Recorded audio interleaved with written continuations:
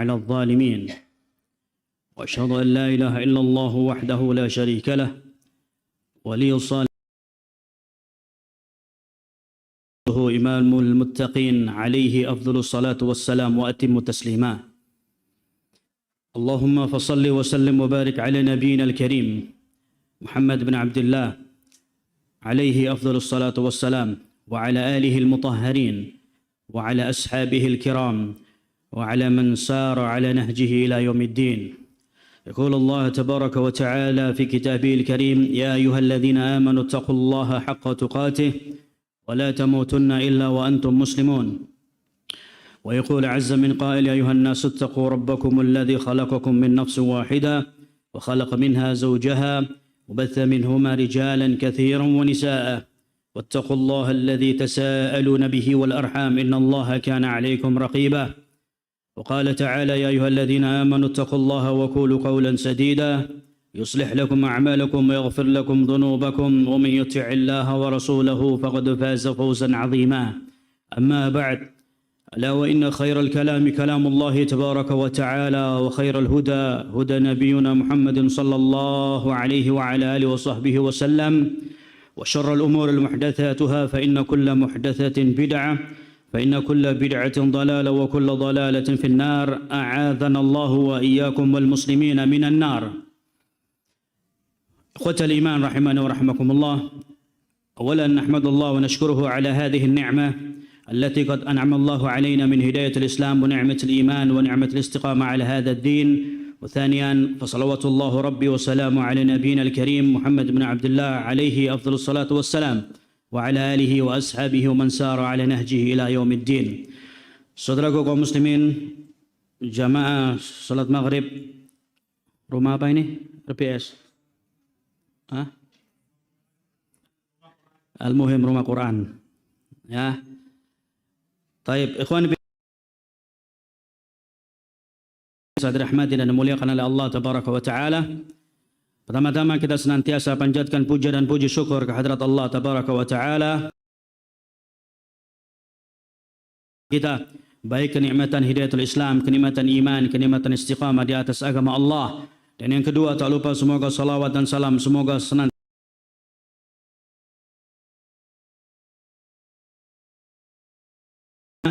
dan bagi barang siapa yang mengikuti jejak beliau sampai yaumil qiyamah. Ikhwatal iman rahimani wa rahmakumullah. Di malam hari ini kita dipertemukan oleh Allah Subhanahu wa taala di salah satu tempat yang kita yakini adalah tempat yang baik, yaitu tempat di mana berkumpulnya para thalabatul ilm dalam rangka untuk menuntut ilmu agama. Bahwasanya kita dipertemukan oleh Allah Subhanahu wa taala naltaki ma'a kitabi rabbina wa sunnati nabiyina Muhammadin sallallahu alaihi wasallam, naltaki mutanasihina mutahabina fillah. Kita berjumpa kembali dengan Al-Quran, kita berjumpa kembali dengan sunnah Rasulullah sallallahu alaihi wasallam, kita berjumpa kembali saling mencintai dan menasihati karena Allah Subhanahu wa taala.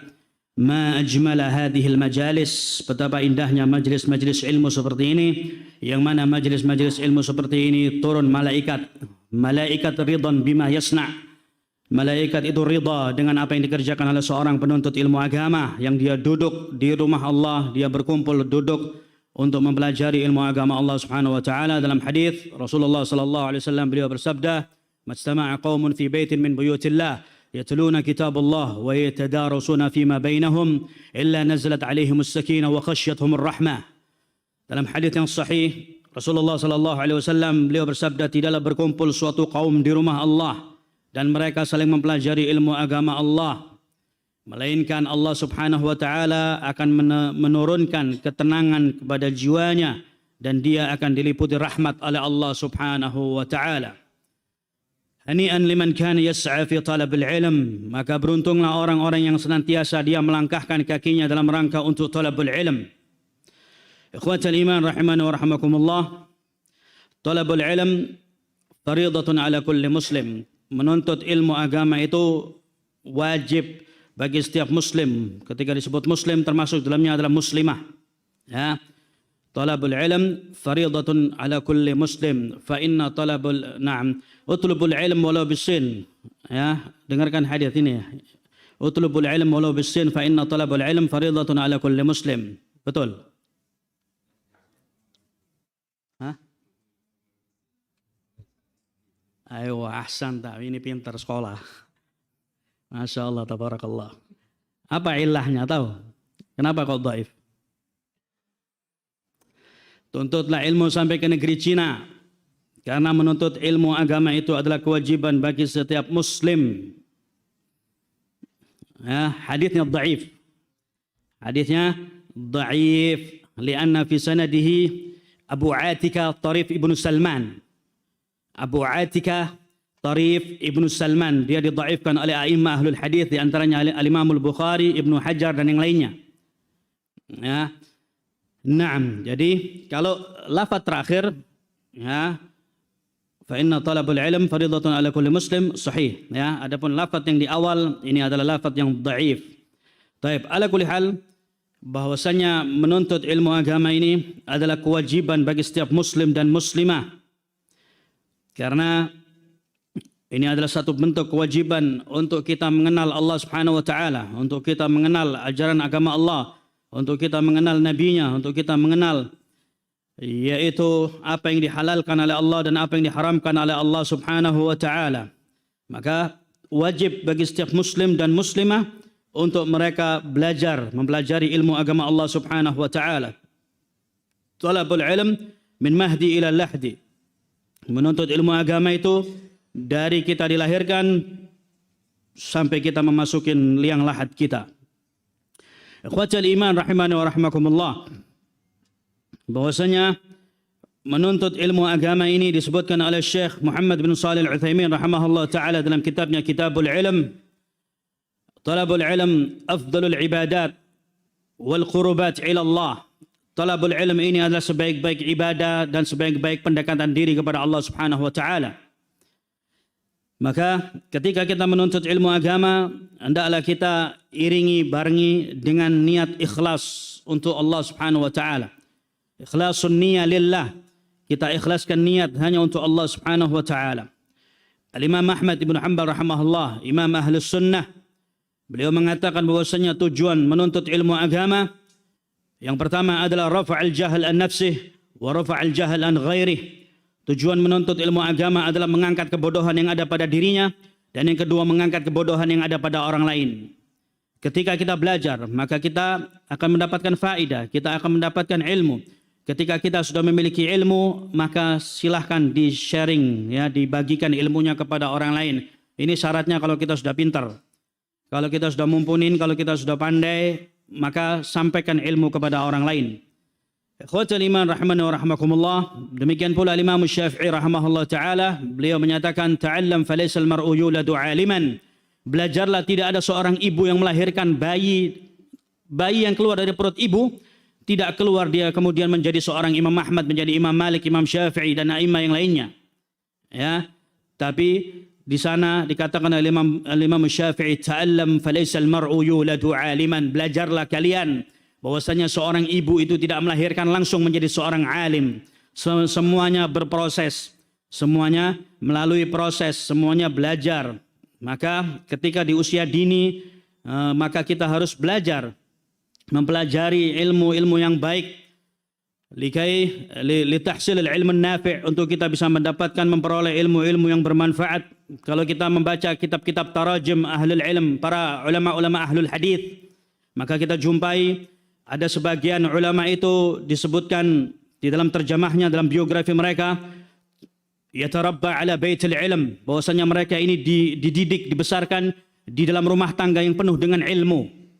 Ya, kita akan jumpai dari beberapa perawi hadis yang disebutkan mereka ini yatarabba ala baitil ilm, mereka ini dibesarkan, dididik dalam rumah tangga yang penuh dengan ilmu.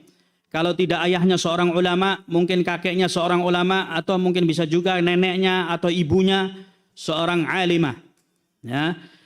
Naam. Jadi bisa kita lihat contohnya Syekh Islam Muhammad ibn Abdul Wahhab At-Tamimi An-Najdi rahimahullah taala, disebutkan oleh Syekh Ibn Utsaimin Demikian Syekh Muhammad bin Abdul Wahhab, dia yatarabba ala baitil ilm karena kakeknya seorang ulama.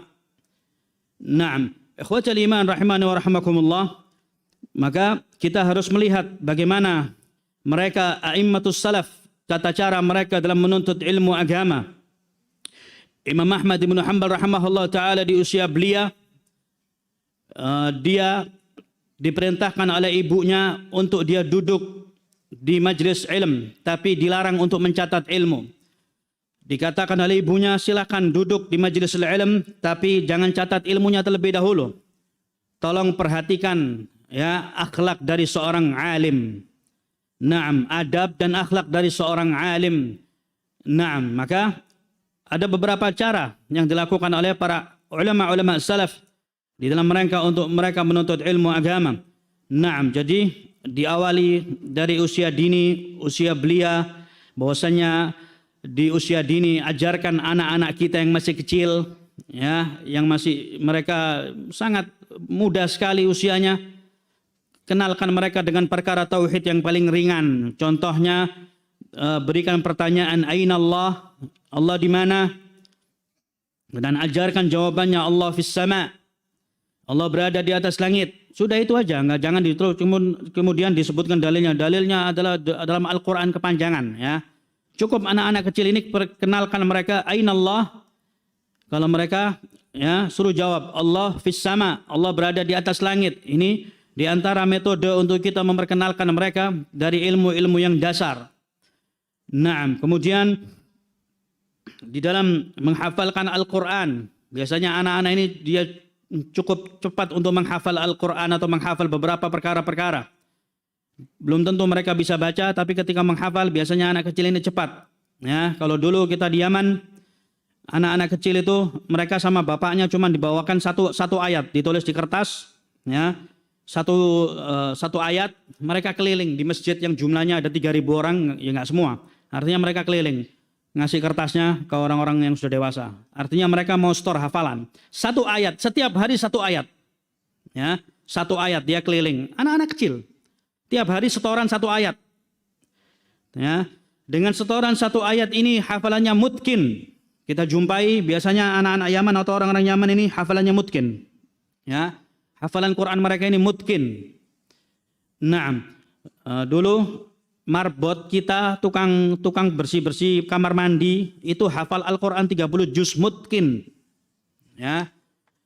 Kalau zaman kita marbotnya hafal berapa? Enggak jelas, ya. Naam. Tapi dan demikianlah karena mereka betul-betul menyibukkan diri dengan perkara-perkara yang mereka anggap ini adalah perkara yang sangat bermanfaat. Ikhwatul iman rahimani wa rahimakumullah. Bahwasanya a'immatus salaf mereka memiliki metode cara-cara untuk mereka belajar. Disebutkan di antaranya ada sebagian pemuda dari a'immatus salaf yang mereka berkelompok, mereka pergi ke Baghdad untuk menuntut ilmu agama, belajar ilmu hadis. Dari pagi hari sampai malam hari mereka berkeliling dari satu majelis ke majelis yang lainnya. Ketika terdengar di pagi hari bahwasanya ada seorang alim fulani membuka dars pelajaran di tempat fulania, maka mereka bergegas, ya. Mereka mendatangi majlisul ilm. Jadi kalau zaman dahulu itu yang datang santrinya. Ya, kalau sekarang dibalik. Gurunya suruh datang. Ya. Nah, kalau zaman dahulu didatangi, di mana ada majlisul ilm, mereka berbondong-bondong mendatangi majlisul ilm. Mereka datang ke majelis tersebut belajar. Mereka catat ilmunya, kemudian mereka pulang. Mereka anak-anak muda yang ngontrak rumah tempat tinggal, kemudian pulang di kontrakannya, baru mereka sedang rehat sejenak, maka tersiar kabar bahwasanya ada alim fulani membuka dars, membuka pelajaran, maka mereka bergegas pergi.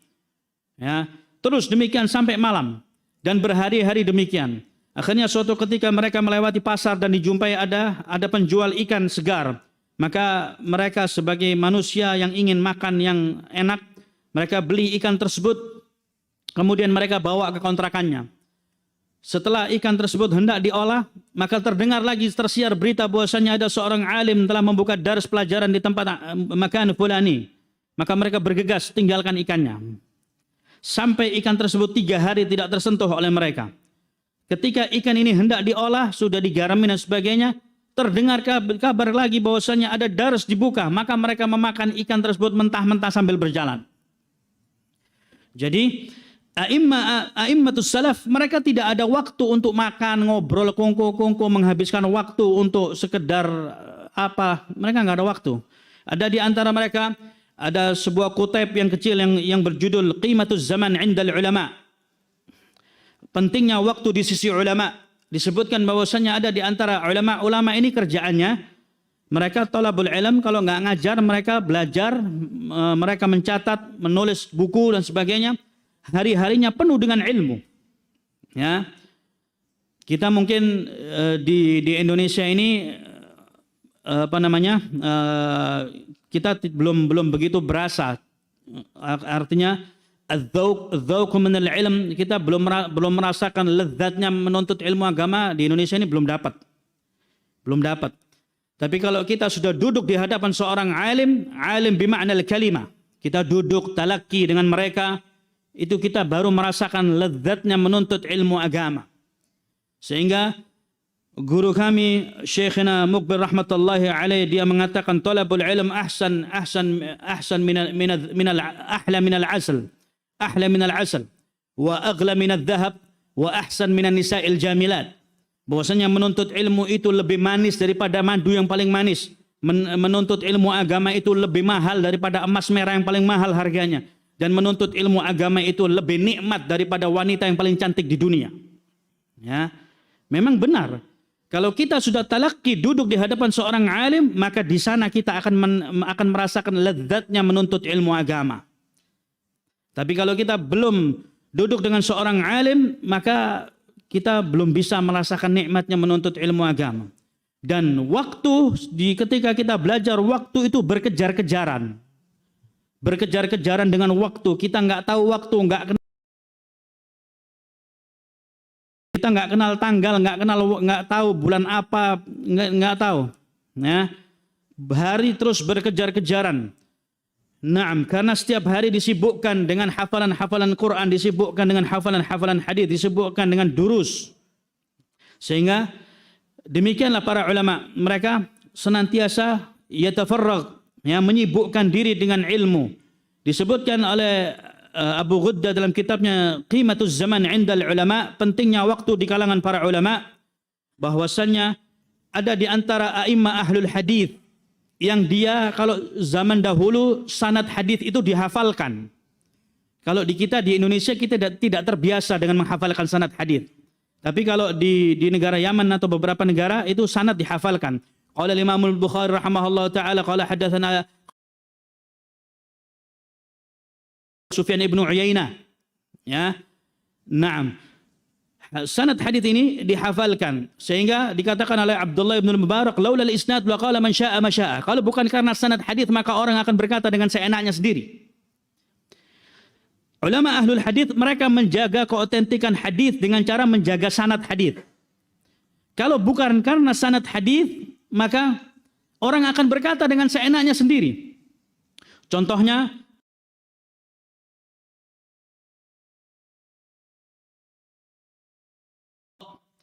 ya, wadda ini adalah orang yang meletakkan hadis palsu. Nah, tidak dijaga oleh para ulama-ulama ahlul hadis, maka hadis ini akan berantakan. Hadis ini akan bertebaran di masyarakat, hadis-hadis palsu. Sehingga Al-Imam Abdullah bin Mubarak mengatakan laula al-isnadu laqala man syaa ma syaa. Kalau bukan karena sanad hadis, maka orang akan berkata dengan seenaknya sendiri. Naam, sebagian yang lainnya mengatakan sammu lana rijalukum, beritahukanlah kepada kami siapa rijal kalian. Ya. Karena dalam rangka untuk menjaga keautentikan hadis Rasulullah sallallahu alaihi wasallam. Wa hadza wadda'ul hadis, orang yang suka membuat-buat hadis palsu itu biasanya mereka dimintain request oleh sebagian orang atau sebagian yang punya kepentingan. Kalau mereka pedagang ya mereka pengen dagangannya laris, maka mereka minta request hadis. Naam, ada seorang penjual asid. Asid kalau di negara kita seperti dodol Betawi, ya. Naam, penjual asid dia mendatangi ini seorang tukang hadits palsu, ya. Dia request tolong dibuatkan hadits supaya dagangnya laris. Dia jualan asid. Maka dibikinkan hadits oleh sang tukang hadits, pedagang hadits palsu ini, dibikinkan hadits. Alaika bil asid fa innahu yasuddu adh-dhahr. Hendaklah kalian memakan asid karena dengan memakan asid dapat menguatkan punggung-punggung kalian. Ya. Naam. Demikianlah ulama-ulama ahlul hadis. Mereka menjaga keotentikan hadis ini melalui siapa? Melalui rijalul hadis.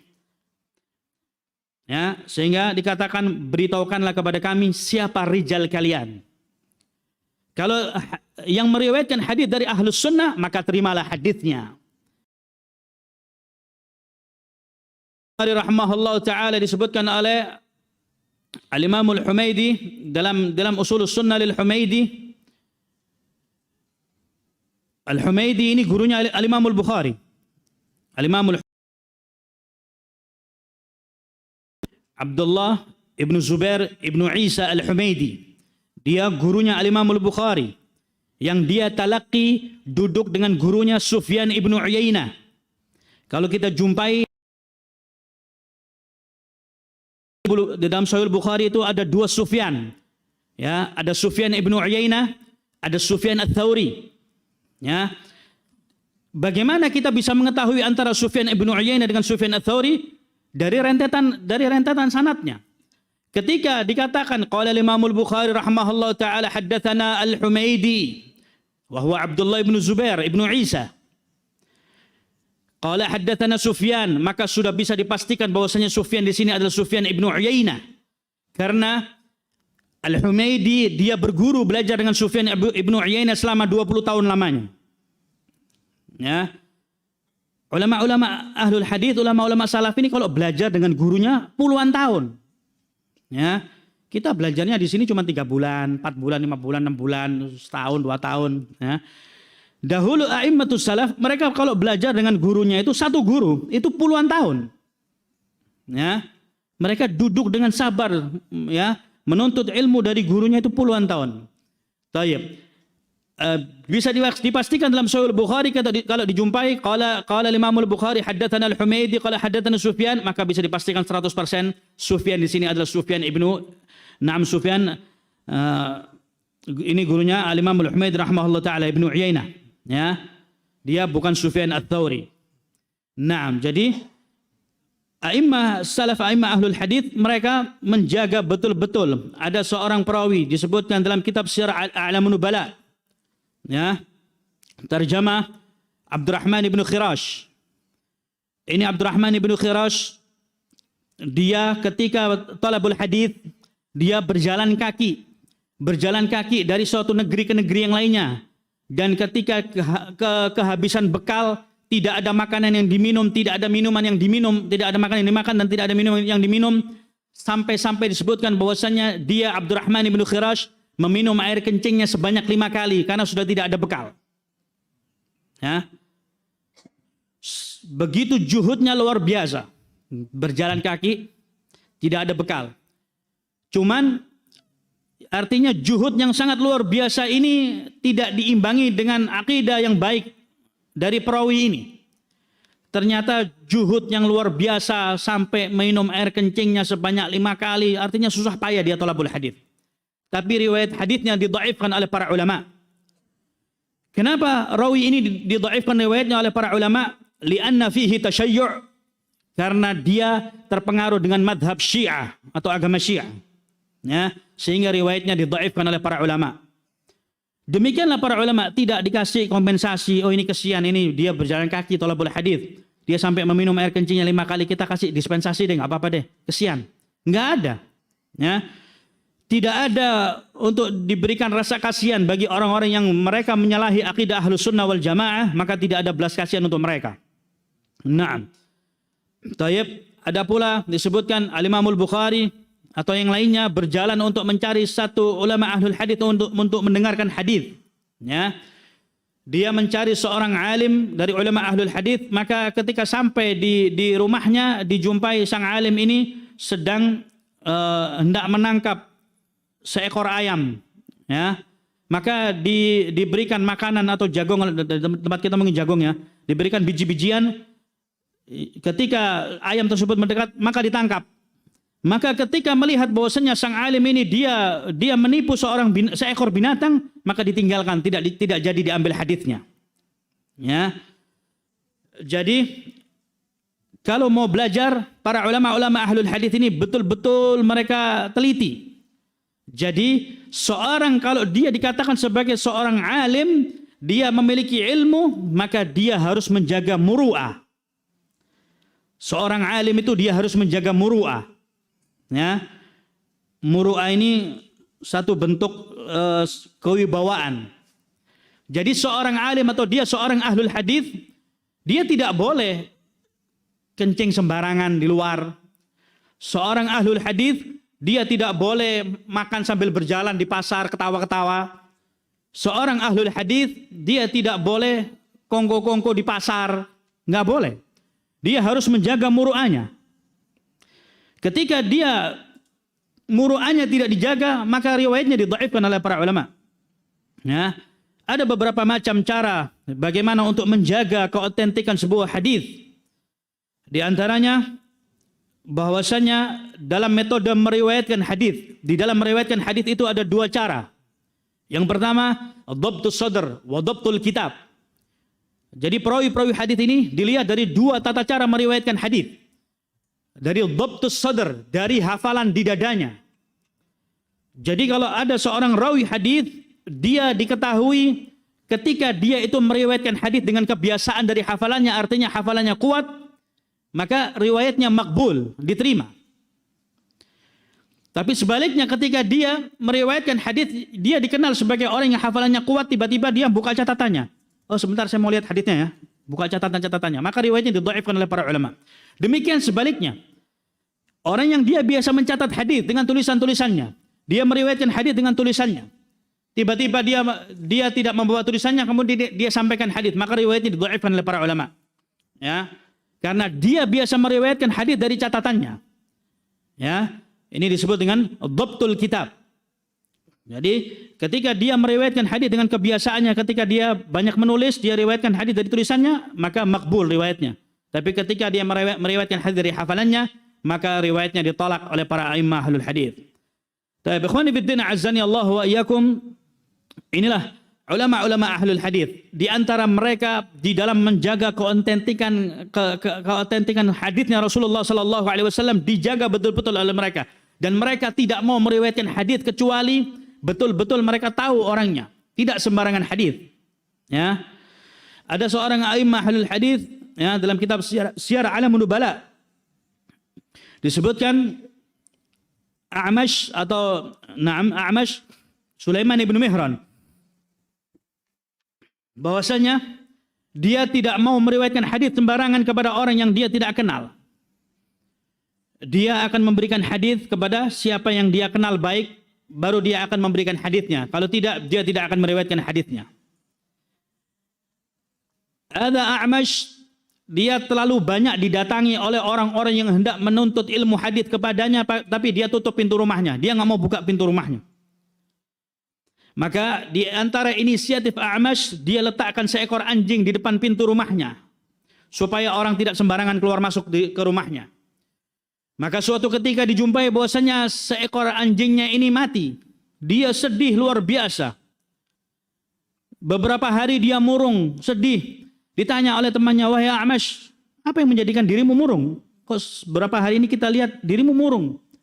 Kata A'mash, laqad mata alladhina kana alladhina ya'muruna bil ma'ruf wa yanhauna 'anil munkar. Telah mati yang dulunya itu menyeru kepada yang ma'ruf dan mencegah dari perbuatan yang mungkar. Siapa? Seekor anjing. Sedih dia. Kemudian A'mash ini rambutnya panjang, gondrong, ya, sebahu kurang lebih. Kemudian kata temannya, wahai A'mash, rambutmu sudah mulai panjang. Bagaimana kalau seandainya kami undang seorang tukang cukur, ya, untuk memotong atau memendekkan rambutmu? Maka kata A'mash, dia mengatakan, panggilkan aku seorang tukang cukur yang dia bukan perawi hadis, bukan ahlul hadis. Taib, kita akan carikan tukang cukur yang bukan ahli hadis. Maka dicarikanlah tukang cukur kemudian dicukurlah rambut dari A'mash rahimahullah taala. Ya, dicukur rambutnya, ternyata mangkasnya baru separuh. Separuh ini sudah hilang. Karena rambutnya gondrong. Yang separuh sudah hilang. Lagi enak-enak nyukur, kemudian sang tukang cukur ini ternyata ahlul hadis. Lalu dia berkata, "Wahai A'mash, bagaimana kedudukan hadis dari fulan ibnu fulan?" Kabur A'mash, dia pulang. Rambutnya tinggal separuh panjang. Ya.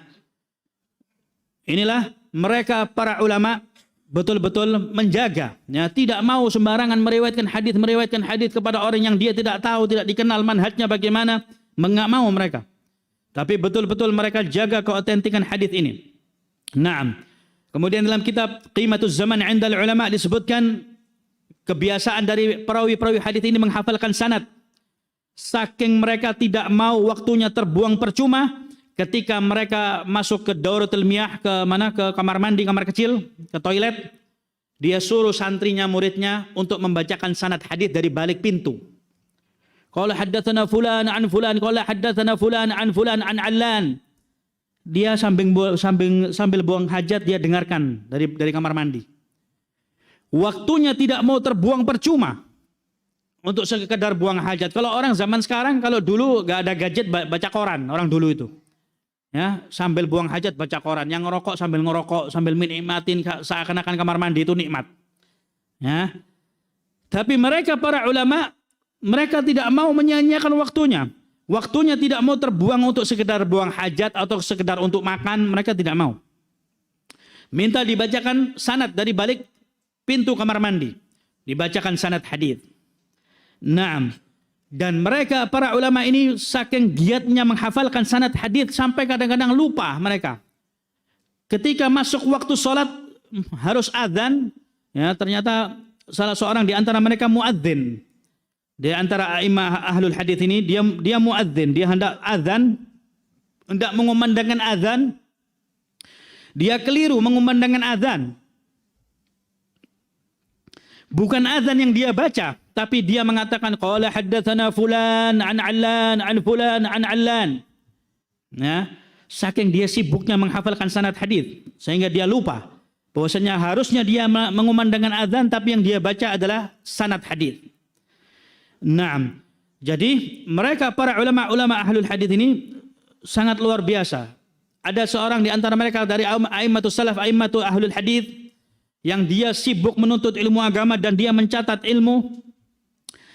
Waktu tiba waktu makan malam, maka putrinya membawakan hidangan di maktabahnya, di perpustakaan sang ayah.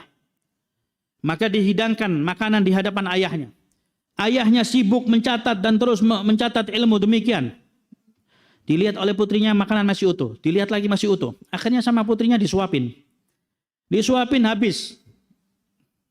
Kemudian selang beberapa lama sang ayah bertanya kepada putrinya, "Wahai putriku, mana makanannya?" Dibilang sama putrinya, "Wahai ayahanda, tadi sudah aku suapin, sudah habis." Dia nggak tahu, nggak berasa saking sibuknya menuntut ilmu agama, mencatat ilmu, dia sudah nggak tahu makanan itu sudah nggak dirasa lagi. Ya, nah ada di antara mereka, kalau di negara Arab, di negara Yaman sampai sekarang masih ada, rotinya itu keras seperti batu. Ya. Kalau sudah kena angin, kalau masih hangat ya dia empuk, ya. Tapi kalau sudah kena angin dia keras seperti batu.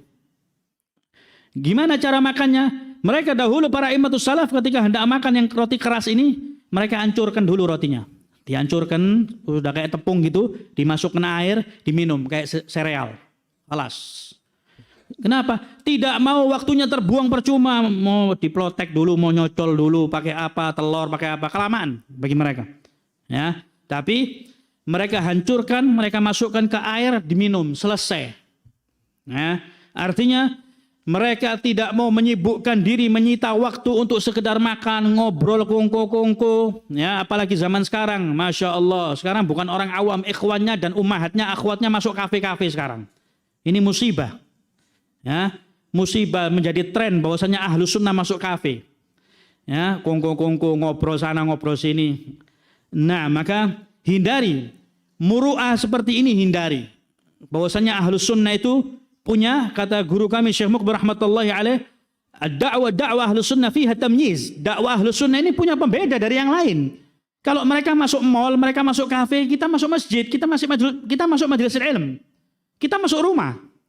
Ya, jangan ikut-ikut. Oh, yang sono tuh lagi tren mereka masuk mall. Kita masuk mall yuk selfie. Enggak usah. Lagi rame mereka masuk kafe. Ya jangan masuk kafe. Kalau mau minum kopi, menikmatin kopi, beli alatnya di rumah, giling sendiri, ngapain kayak nggak tahu apa macam-macamnya itu. Bikin di rumah sendiri. Ya. Nah, jadi jangan kita ini tidak ada bedanya dengan orang-orang awam dari cara berpakaian, dari cara bermuamalah, bergaul, bermajelis dan sebagainya. Harus kita ini memiliki pembeda dengan mereka. Ya, harus ada pembeda dengan mereka. Kalau kita tidak ada bedanya dengan mereka, ya apa bedanya? Ya. Nah, jadi mereka a'immatus salaf, a'immah ahlul hadis, mereka betul-betul menjaga. Taib. Al-Imam Al-Bukhari rahimahullah ta'ala disebutkan, katabtu nahwa 1080 rajula alladhina kanu yaquluna al-imanu qawlun wa amal yazid wa yanqus. Imam Bukhari mengatakan bahwasanya aku mencatat dari rawi 1080 orang rawi yang semua mengatakan al-imanu qawlun wa amal. Iman itu adalah ucapan dan perbuatan. Iman itu grafiknya naik turun, dan ini adalah akidah Ahlus Sunnah wal Jamaah. Imam Bukhari ketika meriwayatkan hadis dilihat rawinya. Ini rawi mengatakan al-imanu qaulun wa amal enggak? Kalau dia tahu bahasanya perawinya mengatakan al-imanu qaulun wa amal, yazidu wa yanqus, maka Imam Bukhari meriwayatkan hadisnya. Ya. Karena ini bagian dari akidah Ahlus Sunnah wal Jamaah. Tidak sembarangan kita meriwayatkan dapat hadis, dapat faedah ilmu dari siapa kita. Ya. Manhab wa dab. Dari siapa saja yang lewat kita ambil ilmunya. Yang penting baik. Enggak, bukan baik-baikan. Tapi lihatlah akidahnya.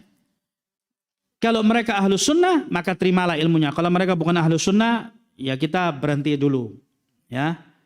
Masuk waktu Isya ya. Al-muadzin yuadzin. Ya, itu tadi apa? Oh, belum. Baik, nuwasil. Jadi bahwasanya Al-Imam Al-Bukhari rahimahullah taala mengatakan, aku mencatat meriwayatkan hadis dari 1080 orang rawi yang mereka mengatakan al-imanu qaulun wa amal, yazidu wa yanqus. Ya. Imam Bukhari mengatakan, aku meriwayatkan hadis dari 1080 orang rawi yang mereka mengatakan iman itu adalah ucapan dan perbuatan, dan iman itu grafiknya naik turun. Kalau sang rawi mengatakan demikian, maka Imam Bukhari mencatat meriwayatkan hadisnya. Kalau dia tidak mengatakan al-imanu qaulun wa amal, maka Imam Bukhari tidak mau meriwayatkan hadisnya. Luar biasa mereka ulama-ulama ahli hadis ini. Jadi benar-benar dijaga, betul-betul dijaga. Kalau dari Ahlus Sunnah diterima, kalau enggak mereka enggak mau meriwayatkan hadis. Ya. Nah, sehingga kita demikian pula ketika belajar menuntut ilmu agama, talaqi, kita duduk bersama seorang alim, dan ketika menuntut ilmu agama itu syaratnya, ya, yang pertama untuk menuntut ilmu agama dibutuhkan al-ikhlas, ikhlasun niyah, mengikhlaskan niat karena Allah Subhanahu wa taala. Ya. Yang kedua sabar, dan yang ketiga harus punya guru. Ketika dia menuntut ilmu agama harus punya guru. Kalau kita mempelajari ilmu dunia, belajar ilmu informatika, belajar ilmu komputer, belajar ilmu akuntansi, belajar ilmu bangunan, arsitek dan sebagainya, kita berhasil, hebat, jenius, pinter, sukses. Ya. Tapi kalau ilmu agama tidak bisa. Kita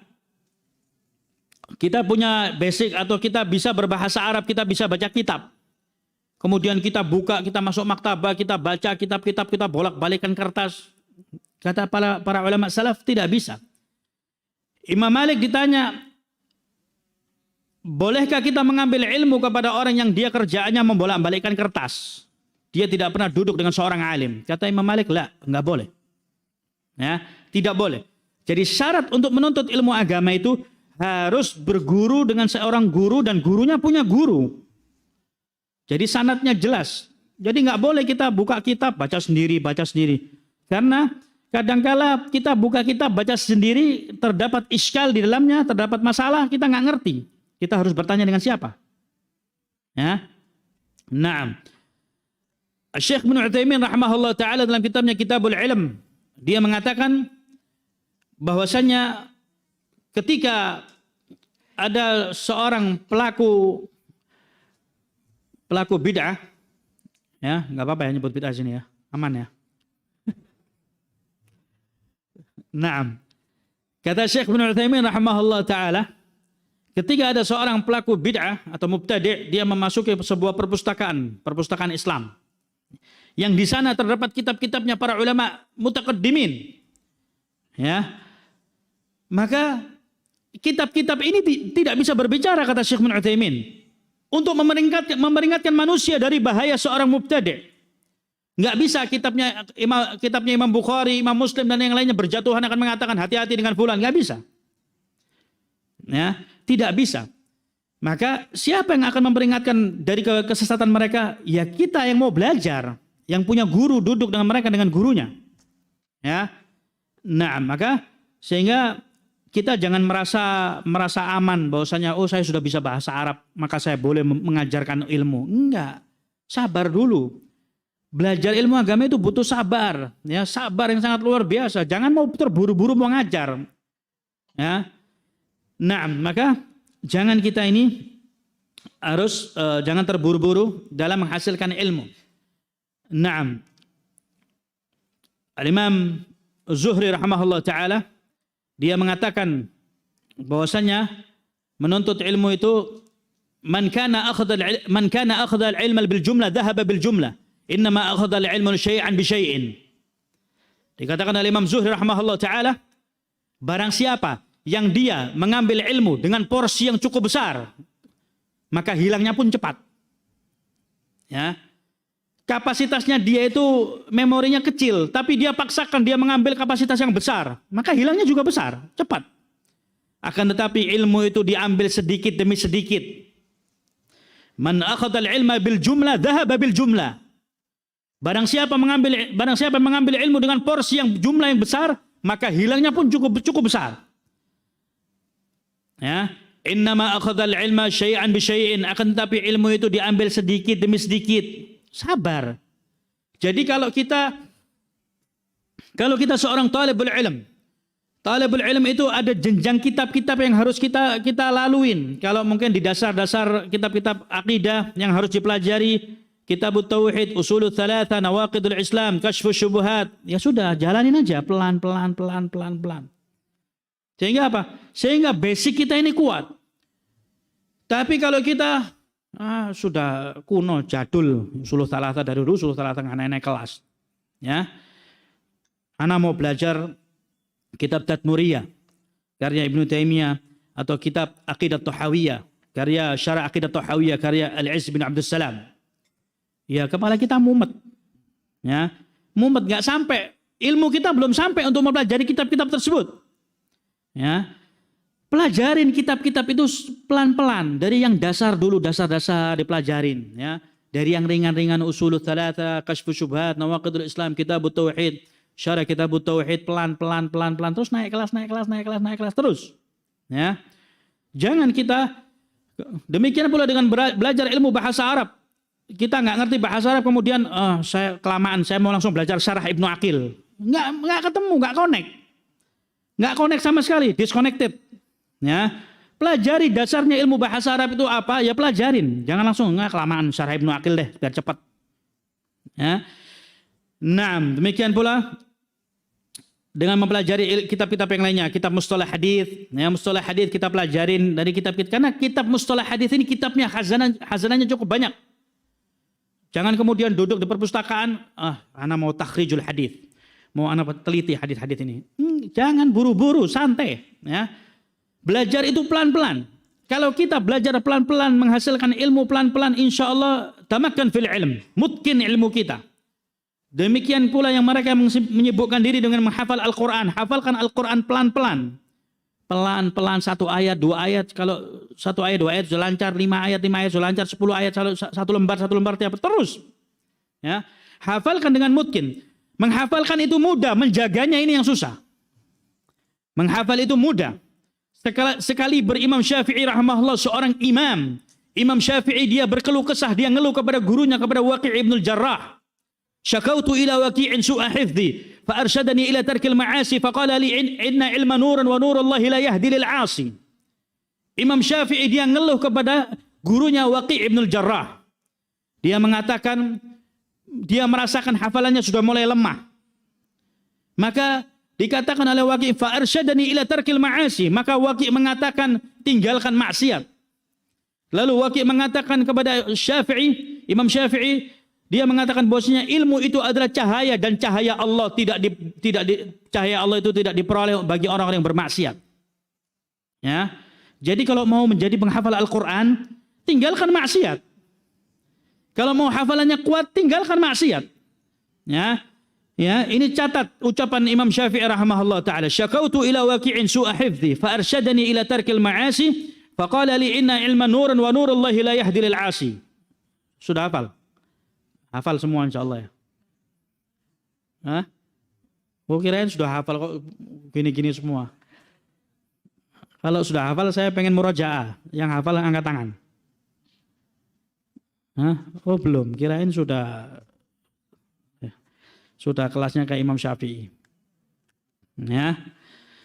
Jadi Imam Syafi'i mengatakan aku mengeluh kepada guruku Waqi' ibn al-Jarrah tentang hafalanku yang sudah mulai melemah. Maka Waqi' mengatakan memberikan petunjuk fa arsyadani ila tarkil ma'asi. Waqi' memberikan petunjuk kepada diriku tinggalkan maksiat. Lalu Waqi' mengatakan kepada diriku bahwasanya ilmu itu adalah cahaya dan cahaya Allah itu tidak diperoleh bagi orang-orang yang bermaksiat. Jadi kalau antunna ini sedang sibuk menghafal Al-Quran, jauhi maksiat. Jauhi maksiat yang langsung ataupun yang tidak langsung, yang dari gadget, yang dari mana terserah sumbernya, jauhi. Menghafal itu mudah, menjaganya ini yang susah. Menghafal itu mudah dan menjaganya itu susah. Maka udah. Oh, alhamdulillah. Fadhal al-muadzin yuadzin.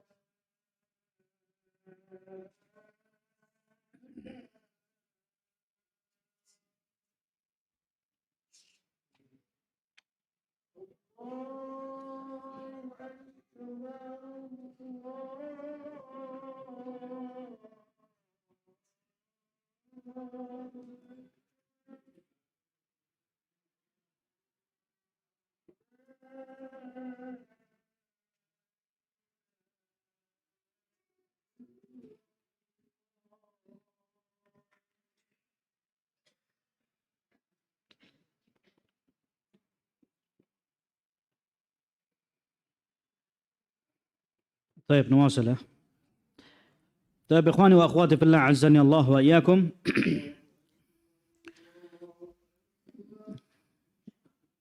Kita sholatnya diakhirkan ya. Taib, jadi a'immah salaf, a'immah ahlul hadis, mereka bagaimana tata cara atau juhudnya mereka dalam talabul ilm, keseriusan mereka ya. Di sini disebutkan dari Hammad ibnu Usama. Hammad itu ada dua, ada Hammad ibnu Salamah dan Hammad ibnu Usama. Nah, di sini Hammad ibnu Usama rahimahullah dia mengatakan, aku menulis hadis dengan tanganku 100.000 hadis. Ya. Katabtu biyadayya hadhihi 100,000 hadis. Aku mencatat hadis 100.000 hadis dengan tanganku, kata Hammad ibnu Usama rahimahullah taala. Naam. Jadi mereka imam ahlul hadis ini sangat luar biasa. Betul-betul mereka haus akan ilmu. Mereka haus dengan ilmu agama, dengan ilmu hadis. Mereka sangat luar biasa. Naam. Dan mereka ini betul-betul orang-orang yang sabar ketika hendak menghasilkan sebuah ilmu yang bermanfaat. Tadi saya sebutkan Imam Ahmad itu, dia selama 20 tahun oleh ibunya tidak boleh mencatat ilmu. Disuruh Imam Ahmad itu belajar adab sama gurunya. Imam Ahmad itu baru mulai berdakwah di usia 40. Ya. Nah, jadi artinya menunjukkan sabarnya mereka di dalam tahsilul ilmu nafi', untuk menghasilkan ilmu yang bermanfaat. Dan mereka para ulama itu senang berkelana, berguru, mencari di mana ada guru mereka akan pergi. Imam Ahmad di Baghdad, ya, ada Imam Ahmad, ada Imam Syafi'i, ada Yahya ibn Ma'in, dan yang lainnya, ada beberapa imam ahlul hadis yang sezaman dengan mereka. Terdengar berita bahwasannya di Yaman, ya, di kota Son'a, ada seorang ahlul hadis yang bernama Al-Imam Abdul Razzaq ibnu Hammam As-San'ani rahimahullah ta'ala. Maka berbondong-bondong di zaman itu, ya, zamannya Imam Ahmad, Imam Syafi'i, Yahya ibn Ma'in dan yang lainnya, ya. Mereka dari Baghdad berbondong-bondong, mereka berjalan menuju Son'a di Yaman. Dan dijumpai ternyata ada ribuan orang yang sedang menuntut ilmu hadis dari Al-Imam Abdul Razzaq ibnu Hammam As-San'ani rahimahullah ta'ala. Ya. Jadi demikianlah para ulama yang dari Baghdad mereka pergi ke Mesir, yang dari Mesir mereka ke Baghdad, yang dari Baghdad mereka ke Syam, yang dari Syam mereka ke Mesir, terus yang dari Yaman ke Hijaz dan sebagainya. Di mana ada seorang alim mereka akan kejar. Mereka akan mencari ilmu hadis. Maka tersiar kabar berita bahwasannya di Yaman ada seorang alim yang bernama Al-Imam Abdul Razzaq ibnu Hammam As-San'ani rahimahullah ta'ala. Maka berbondong-bondong, ya, para ulama-ulama ahlul hadis ini berbondong-bondong dari Baghdad, dari Syam, dari Mesir, dari beberapa negara, dari beberapa negeri, mereka menuju ke kota Son'a di Yaman. Maka mereka belajar menuntut ilmu dari Al-Imam Abdul Razzaq ibnu Hammam As-San'ani rahimahullah, yang jumlah mereka ribuan. Ya. Ribuan mereka menuntut ilmu atau mendengarkan ilmu hadis dari Abdul Razzaq ibnu Hammam As-San'ani rahimahullah ta'ala. Sabarnya mereka, dulu nggak ada pesawat, tidak ada mobil, tidak ada kendaraan yang enak. Mereka harus berjalan dengan kendaraan seadanya. Kalau mereka punya onta, pakai onta. Kalau enggak, pakai keledai. Kalau enggak, mereka berjalan kaki. Berjalan kaki untuk mereka bisa menghasilkan ilmu yang bermanfaat. Mereka rela berjalan berminggu-minggu, berbulan-bulan, mereka tinggalkan kampung halamannya, mereka tinggalkan keluarganya, mereka tinggalkan pekerjaannya di dalam rangka untuk menuntut ilmu hadis. Naam. Jadi demikianlah. Jadi menuntut ilmu ini butuh kesungguhan yang sangat luar biasa, butuh keseriusan kita. Kalau kita bila perlu kita meninggalkan kampung halaman kita, tinggalkan. Kalau terdengar bahwasannya di negeri fulan ada seorang alim yang dia mengajarkan ilmunya, cari. Ya, cari. Kalau cari ilmu jangan tanggung. Jangan, kalau ada gurunya belajar sama gurunya, jangan belajar sama muridnya. Ini belajarnya di mana? Belajarnya di sono. Kenapa saya nggak belajar ke sono? Ya. Nah, Jadi dahulu para aimatus salaf demikian. Mereka akan mencari ulama-ulama yang punya kredibilitas yang sangat baik dari ilmu hadis, dari ilmu-ilmu yang lainnya, mereka akan datangi dan mereka berbondong-bondong. Ya. Naam.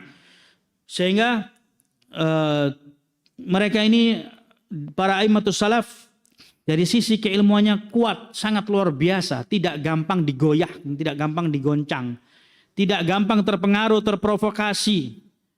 Ya, sesuai dengan hadis Rasulullah sallallahu alaihi wasallam, la tazalu ta'ifatun min ummati zahirina 'alal haqq la yadurruhum man khadalahum aw man khalafahum hatta ya'ti amrullah wa hum 'ala dzalik. Akan datang tersisa dari umatku, cuman sisa itu enggak banyak. La yazal, akan ada tersisa dari umatku ta'ifatun zahirina 'alal haqq, sebuah kelompok dari umatku yang mereka ini menampakkan al-haq. Mereka tidak terpengaruh dengan orang-orang yang lain. Mereka menampakkan al-haq dan mereka tidak terpengaruh sampai datang pertolongan Allah dan mereka tetap istiqamah di atas agama Allah. Kita lihat tentang Imam Ahmad ibnu Hanbal rahimahullah ta'ala. Kalau kita baca biografinya Imam Ahmad dalam kitab Syiar A'lamun Nubala, ya, kisah perjuangan dakwah beliau yang sangat luar biasa. Yang mana dia hidup di 5 zaman Khalifah Abbasiyah, yang semua Khalifah Abbasiyah ini terpengaruh dengan pemikiran kelompok Jahmiyah wal Mu'tazilah. Ya, terpengaruh dengan pemikiran kelompok Jahmiyah wal Mu'tazilah wal Asy'ariyah wal Maturidiyah. Yang kelompok pemikiran ini diusung oleh Jahm ibn Safwan, sang pengusung pemikiran sesat dan menyesatkan ini, yang dia mengatakan bahwasanya Al-Quran itu adalah makhluk, yang ini akhirnya dimasukkan ke dalam pemerintahannya dan dijadikan sebagai dustur, sebagai undang-undang negara. Semua rakyat Baghdad harus mengatakan Al-Quran itu adalah makhluk. Ya. Tapi Imam Ahmad bin Hanbal rahimahullah ta'ala, dia mengatakan Al-Quran kalamullah ghairu makhluk. Al-Quran adalah firman Allah dan bukan makhluk. Maka terjadilah yaitu pergolakan di Baghdad. Barang siapa yang tidak mengatakan Al-Quran makhluk, maka dia akan ditangkap, dia akan disiksa, dia akan dibunuh oleh penguasanya ketika itu. Diperangi. Terjadi zaman fitnah yang sangat luar biasa ketika itu di zaman Imam Ahmad. Ya. Fitnahnya luar biasa sehingga disebutkan oleh Al-Imam Ali ibn al-Madini rahimahullah ta'ala, salah seorang a'immah ahlul hadis. Allah subhanahu wa ta'ala menjaga agama ini melalui 2 orang. Ya, melalui Abu Bakar As-Siddiq fi ayyamir riddah dan melalui Imam Ahmad ibn Hanbal rahimahullah ta'ala fi ayyamil mihna. Allah jaga agama ini melalui 2 orang. Melalui Abu Bakar As-Siddiq ketika manusia banyak yang murtad, diperangi oleh Abu Bakar As-Siddiq radhiyallahu anhu. Dan zamannya Imam Ahmad ibn Hanbal yang disebut dengan ayyamul mihna, hari-hari penuh dengan ujian. Fitnah khalqil Quran, fitnah yang sangat luar biasa. Yang mana Imam Ahmad ibn Hanbal rahimahullah ta'ala sampai dia diciduk dan dia disiksa, dimasukkan penjara oleh penguasanya, diintimidasi untuk dia merubah ucapannya. Untuk Imam Ahmad mengatakan, memberikan fatwa bahwasanya Al-Quran itu adalah makhluk. Tapi Imam Ahmad tetap bahwa pada pendiriannya, dan ini adalah akidah Ahlus Sunnah wal Jamaah dari zaman dahulu sampai hari ini sampai yaumil qiyamah, bahwasanya Al-Quran adalah kalamullah ghairu makhluk. Al-Quran adalah firman Allah dan bukan makhluk. Ya. Imam Ahmad terus diintimidasi, disiksa untuk dia berubah, tapi Imam Ahmad tetap pada pendiriannya. Ya, binasa generasi pertama dari Khalifah Abbasiyah yang pertama, dia meninggal, digantikan oleh generasi berikutnya, meninggal generasi, subhanallah, sampai 5 generasi. Dan sampai generasi yang keempat sudah banyak berjatuhan korban dari kaum muslimin yang dibunuh oleh penguasanya ketika itu. Gara-gara dari kelompok Jahmiyah wal Mu'tazilah yang diusung oleh Jahm ibn Safwan, dan Jahm ibn Safwan ini dia berguru yang ujung-ujungnya ini, dia berguru dari salah seorang, ya, yang pamannya itu adalah seorang Yahudi. Ya. Jadi ini ajaran Jahmiyah ini ajaran yang bersumber dari kelompok ajaran yaitu agama Yahudi. sampai pada generasi keempat dari Khalifah Abbasiyah ketika itu datang utusan dari istana ke penjara ketika itu, mengatakan kepada Imam Ahmad, wahai Imam Ahmad, aku diutus oleh penguasa untuk menjemput dirimu dan di hari ini engkau akan dibunuh. Imam Ahmad sebagai manusia biasa ketakutan. Dia khawatir dan dia takut nyawanya akan dibunuh di hari itu. Ketakutan luar biasa. Maka Imam Ahmad berdoa kepada Allah. Doanya sangat simpel. Ya, Imam Ahmad mengatakan, ya Allah, hindarkan aku, jangan aku pertemukan dengan penguasa yang zalim ini. Sudah. Ternyata tidak selang beberapa lama, subhanallah, ini penguasa tiba-tiba mati mendadak. Ya. Maka Imam Ahmad tidak jadi dieksekusi di hari itu. Ya. Naam. Imam Ahmad ibn Hanbal rahimahullah ta'ala, dia kokoh di atas pendiriannya.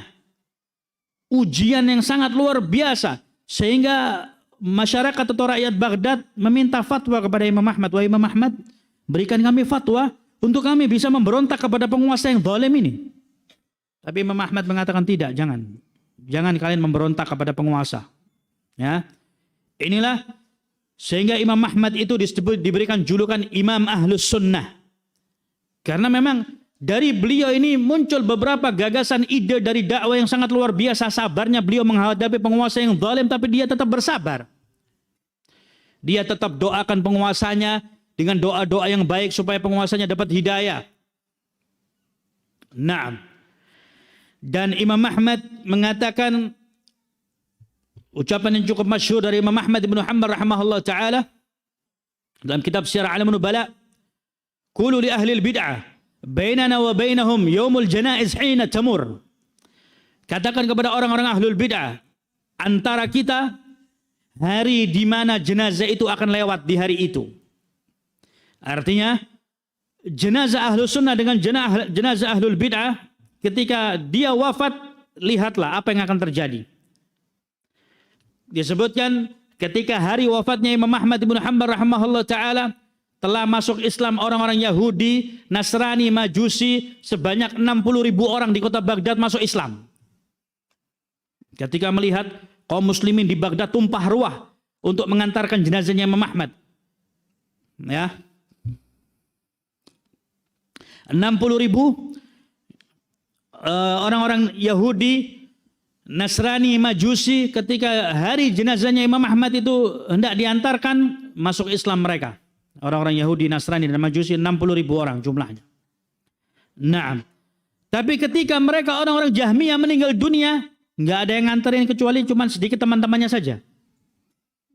Ya, nah, jadi inilah Imam Ahmad bin Hanbal rahimahullah ta'ala, yang mana dia sangat kokoh dalam keilmuannya, sangat kokoh dalam meriwayatkan hadis, sangat kokoh dalam semua, dalam tindak tanduk beliau sangat kokoh Imam Ahmad ini. Ya. Kenapa? Karena beliau sabar dalam menempuh jalur talabul ilm, menuntut ilmu agama 20 tahun, 40 tahun dia sabar. Ya. Dan dia pergi berkelana beberapa negeri, beberapa kota, dia datangi ulama-ulama ahlul hadis, dia samperin semua. Nah, jadi ikhwani wa akhwati fillah azani Allah wa iyyakum, ketika kita menuntut ilmu agama, demikian jangan kita ini malas, ya. Malas yang rumahnya di Bekasi, udah deh belajarnya Bekasi aja, jangan jauh-jauh. Enggak seperti itu. Artinya kalau kita mengetahui ada seorang yang dia ilmunya bagus, ilmunya yani tamakkan fil ilm warasikhuna fil ilm, dia ilmunya kuat, bagus, ya, dan dia punya guru yang jelas, maka datangi. Ya, datangi, duduk belajar. Kalau bisa belajar itu talaki dengan membaca kitab, satu kitab habis, buka kitab yang lainnya, kitab yang lainnya habis, buka yang lainnya. Ya, sehingga disebutkan oleh sebagian para ulama salaf, ada seorang a'imah salaf, saya lupa namanya, dia saking cintanya dengan kitab karya Imam Syafi'i. Kitab ini 1 jilid. Itu kitab dibaca berulang-ulang sebanyak 40 kali. Setelah hatam dia buka lagi, dia baca lagi, hatam dia buka lagi, hatam terus sampai 40 kali. Dan disebutkan bahwasanya setiap dia berdoa, dia tidak lupa mendoakan Imam Syafi'i rahimahullah ta'ala. Kalau kita kan nggak pernah doakan guru kita. Jujur aja nggak pernah kan? Nggak pernah. Iya. Tapi mereka para aimatus salaf, saking cintanya dia dengan seorang alim, saking cintanya dengan karya tulisnya, dia doakan setiap di waktu-waktu sujudnya, di waktu-waktu mustajabah, dia doakan Imam Syafi'i. 40 kali dibuka kitab hatam dia ulangi lagi, hatam diulangi lagi terus. Ya.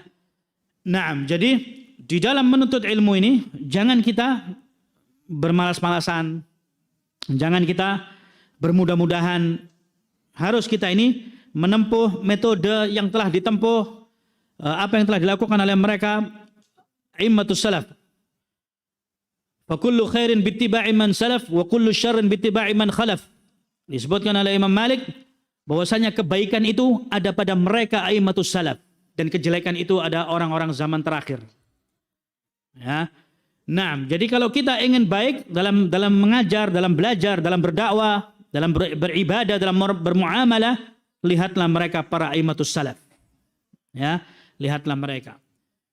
Naam, dan kenapa mereka disebutkan oleh Imam Ibnu Abdul Bar atau yang lainnya, kenapa mereka para sahabat itu bisa menghafalkan hadis sampai ratusan bahkan ribuan? Seperti contohnya Imam Abu Hurairah, sahabiyun jalil Abu Hurairah radhiyallahu anhu, dia termasuk tabaqatul ula. Ranking yang pertama itu adalah Abu Hurairah yang paling banyak meriwayatkan hadis dari Rasulullah sallallahu alaihi wasallam. Ya. Kenapa para sahabat ini mereka banyak bisa menghafalkan hadis? Ada yang tahu? Yang ikhwan aja. Kenapa sahabat ini kok hafalannya cepat? Kenapa mereka ketika dapat hadis dari Rasulullah mereka bisa langsung hafal? Ngacung, jangan bebarengan. Meninggalkan maksiat, la bas. Yang lain. Kira-kira bagaimana? Kenapa sahabat kok bisa menghafalkan hadis Rasulullah sampai ratusan sampai ribuan? Kira-kira apa? Santa. Betul. Ya, ini sekolah. Sekolahnya di mana? Ya, betul jawabannya. Ya, 100. Karena sahabat langsung praktek. Ya, sahabat langsung mempraktekkan. Dia dapat hadis dari Rasulullah dipraktekkan, dapat hadis dari Rasulullah dipraktekkan oleh mereka, sehingga hafalannya kuat. Ya, naam. Jadi demikianlah sahabat itu dijaga. Naam.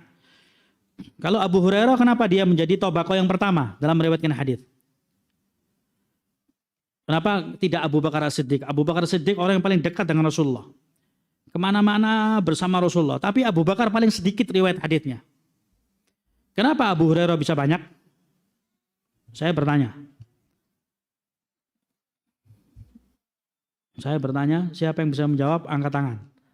Kenapa Abu Hurairah banyak meriwayatkan hadis?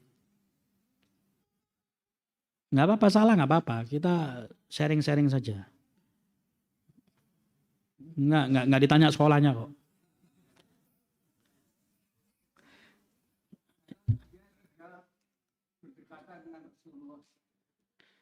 Tahu rumahnya di mana? Kan rumahnya nggak tahu kita di mana. Afwan ya, bercanda Pak. Yang lain coba. Nah. Karena dia dikasih doa oleh Rasulullah khusus untuk beliau. Didoakan oleh Rasulullah. Apa doanya? Yang diberikan doa itu Anas bin Malik dan Abdullah bin Abbas. Jadi ikhwani fiddin azani Allah wa iyyakum, Abu Hurairah dalam Sahih Bukhari, Abu Hurairah pernah ditanya, kenapa dia kok paling banyak meriwayatkan hadis? Sedangkan Abu Bakar yang paling dekat saja sedikit riwayat hadisnya. Kata Abu Hurairah bahwasanya Abu Hurairah ini nggak punya pekerjaan. Dia hidupnya di masjid. Ya.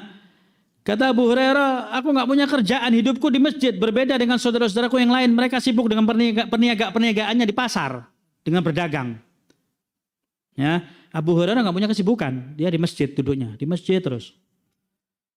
Nah, jadi demikian ya, Abu Hurairah ini dia tidak punya pekerjaan, dia hidupnya di masjid, maka dia yang paling banyak meriwayatkan hadis.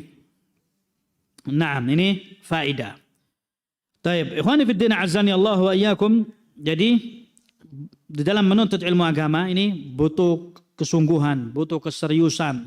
Bila perlu kalau kita harus safar ke luar negeri, safar, nggak apa-apa. Ya. Karena dahulu para ulama dahulu yarhal, mereka keluar dari kampung halamannya. Nggak bisa menuntut ilmu itu disebutkan la yanalul ilm birahatil jasad. Ilmu itu tidak bisa diperoleh dengan jasad yang enak-enakan. Ya, duduk di ruangan AC, kemudian sambil sandaran, ya, mau jadi seorang alim. Ya, insya Allah mudah-mudahan. Ya. Dahulu para imamatus salaf tadi saya sudah berikan beberapa contoh-contoh. Ada yang berjalan kaki berbulan-bulan, ada yang meminum air kencingnya, ada yang mereka berjalan dari kota Baghdad ke kota Son'a di Yaman yang jaraknya cukup jauh. Ya, mereka itu mengembara dari satu negeri ke negeri yang lainnya untuk mencari seorang alim, yarhal. Maka kita pun harus demikian. Kalau kita mau sukses, ikuti mereka para ulama. Oh, ulama ternyata kalau menuntut ilmu mereka harus pergi dari kampung halamannya. Ya, ikutin. Kemana mereka pergi? Mereka pergi mencari seorang alim. Maka ikuti metodenya. Insya Allah kita akan sukses. Insya Allah kita akan berhasil menjadi seorang talib wa talibah. Talibatul ilm. Ya. Naam. Dan kalau kita mau sedikit meluangkan waktu dan kita mau bersungguh-sungguh kita pergi ke luar negeri belajar, insya Allah kita akan mendapatkan kenikmatan menuntut ilmu dan kita akan mendapatkan ilmu yang bermanfaat. Ya, kalau mau pergi dengan keluarganya satu keluarga, nikmat, ya, wabiha wa ni'mah. Itu kenikmatan yang sangat luar biasa dari Allah Subhanahu Wa Taala. Dan kalau belajar di sono itu biasanya luar negeri biasanya gratis, nggak dipungut biaya apapun. Cukup kita berangkat dengan tiket dari yang kita beli sendiri, kita ngurus visanya, berangkat. Sampai sana duduk jangan kemana-mana. Ya, naam, ala kulli hal bahwasanya inilah talabul ilm. Bahwasanya talabul ilm ini harus kita ini semangat, ya, yang semangat. Karena memang dahulu para imamatus salaf ini semangatnya luar biasa dalam talabul ilm. Maka kita pun harus demikian. Ya. Harus kita menciptakan situasi yang kondusif. Orang menghafal Al-Qur'an, antum di sini rumah Qur'an, maka harus kita bisa menghasilkan atau menghafal Al-Qur'an dengan cara yang baik. Bagaimana metodenya? Metodenya masalah dia ngadep di pojok tembok sambil mantul-mantul kepalanya, fadhol terserah, nggak apa-apa. Ya. Atau dia keliling dari kampung ke kampung, dari gang ke gang sambil baca Quran, nggak apa-apa. Orang beda-beda cara menghafalnya. Ada yang dia menghafalnya dengan cara duduk, dia sudah bisa hafal. Ada orangnya dia dengan jalan-jalan bisa hafal. Ya, kalau dulu di tempat kita di masjid, satu masjid ini isinya 3.000 orang. Ya. Masjid 24 jam tidak pernah sepi dan mereka tawaf di antara tiang. Para thalabatul ilm menghafalkan Al-Qur'an. Menghafal Al-Qur'an enggak pernah disuruh. Tidak pernah disuruh oleh guru-guru kami. Yang mau hafal Qur'an mutkan dengan tuntas, fadhol, enggak hafal pun enggak apa-apa. Ya.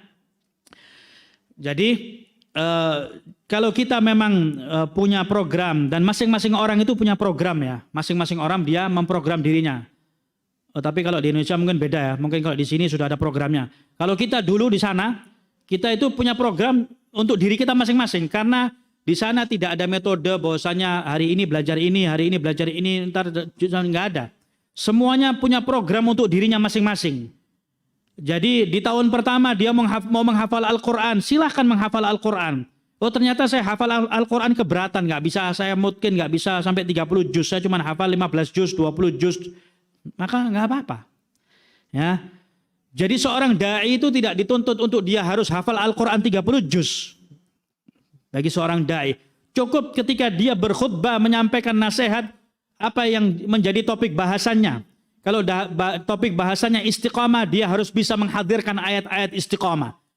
Kalau dia berbicara tentang istiqamah, dia harus bisa menghadirkan hadits-hadits tentang istiqamah. Kalau tentang sabar, dia harus bisa mendatangkan ayat-ayat tentang berbicara tentang sabar. Hadits-hadits tentang sabar. Itu saja. Ketika kita berkhutbah nggak perlu bawa teks. Bawa handphone, ntar kepencet hilang, bingung dia. Kenapa? Karena dia tidak pernah menghafalkan. Tidak pernah dihafal ketika dia cuman mencatat ya, ketika dia baca Quran dari HP dan antum yang para penghafal Al-Quran di tempat ini usahakan ketika menghafal Al-Quran itu dengan satu mushaf, jangan pindah-pindah. Satu mushaf. Mushaf yang cetakan mana? Cetakan Saudi. Ya, Utsmani wala apa, itu satu-satu. Jangan baca cetakan Saudi, baca cetakan Mesir, baca cetakan Yordan, baca cetakan mumet kepalanya. Ya.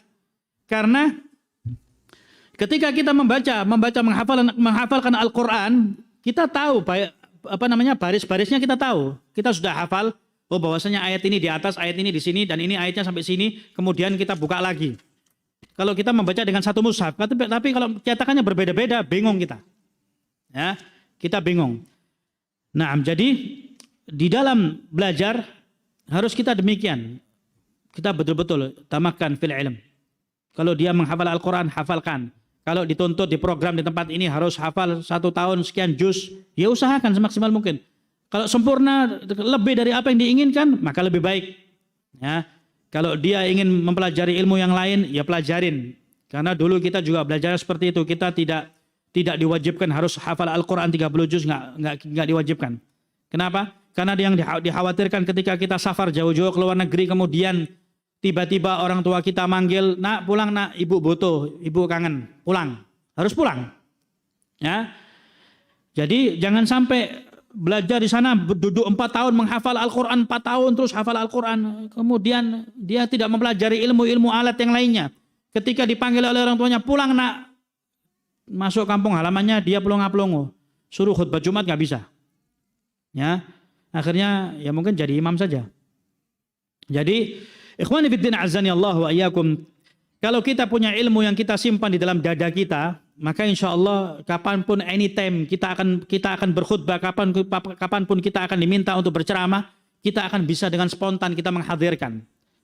Ya, jadi barang siapa yang dia ingin bisa berdakwah di jalan Allah, ingin lancar berpidato di hadapan orang, nggak perlu belajar pidato, nggak perlu. Hafalkan Al-Quran, hafalkan ahadits Rasulullah, selesai. Ya, hafalkan dari kitab-kitab hadis, dari kitab Umdatul Ahkam, Riyadhus Shalihin, Bulughul Maram, semampu kita. Hafalkan. Tata caranya harus punya sparring partner, harus punya teman, jangan ganti-ganti teman. Demikian pula menghafal Al-Quran. Menghafal Al-Quran kalau bisa punya sparring partner, hafalan berdua, murojaah berdua. Ya, menghafal hadis berdua, saling setoran hafalan tiap hari. Maka insya Allah metode ini sangat berguna ya. Karena sudah banyak yang berhasil dengan cara dia sparring partner menghafal berdua ya. Jadi hafalannya nggak harus mesti sama. Contohnya menghafalkan hadis. Kalau saya mau menghafalkan Umdatul Ahkam, dia menghafalkan Riyadhus Shalihin, nggak apa-apa. Boleh. Yang penting kita hafalkan apa yang kita miliki dan dia menghafalkan apa yang dia miliki. Setoran. Tolong saya ditasmi, saya mau hafalan Umdatul Ahkam hadis yang kesekian. Maka kita baca. Selesai gantian, dia mau setoran Riyadhus Shalihin, kita bawa Riyadhus Shalihinnya. Kita dengarkan dia menghafal. Ya. Naam, taib ikhwani fiddin azani Allah wa iyyakum, demikian ya. Ini sepintas, kita enggak runtut tapi insya Allah bisa dipahami ya. Mafhum ya? Mafhum. Taib, waktunya hampir jam 8, ini agak lebih sedikit kata panitia, dikasih jeda session tanya jawab. Yang mau bertanya silahkan, falyatafaddal. Barakallahu fikum.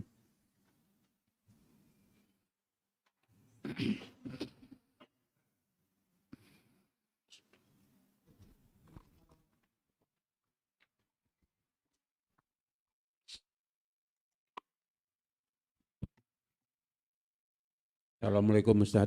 Waalaikumsalam warahmatullahi wabarakatuh. Mohon tanya agak menyimpang dikit.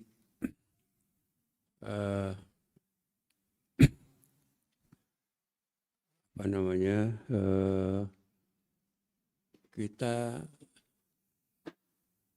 berilmu itu kan untuk mengangkat diri dari kebodohan. Gitu ya Ustaz? Mengangkat apa?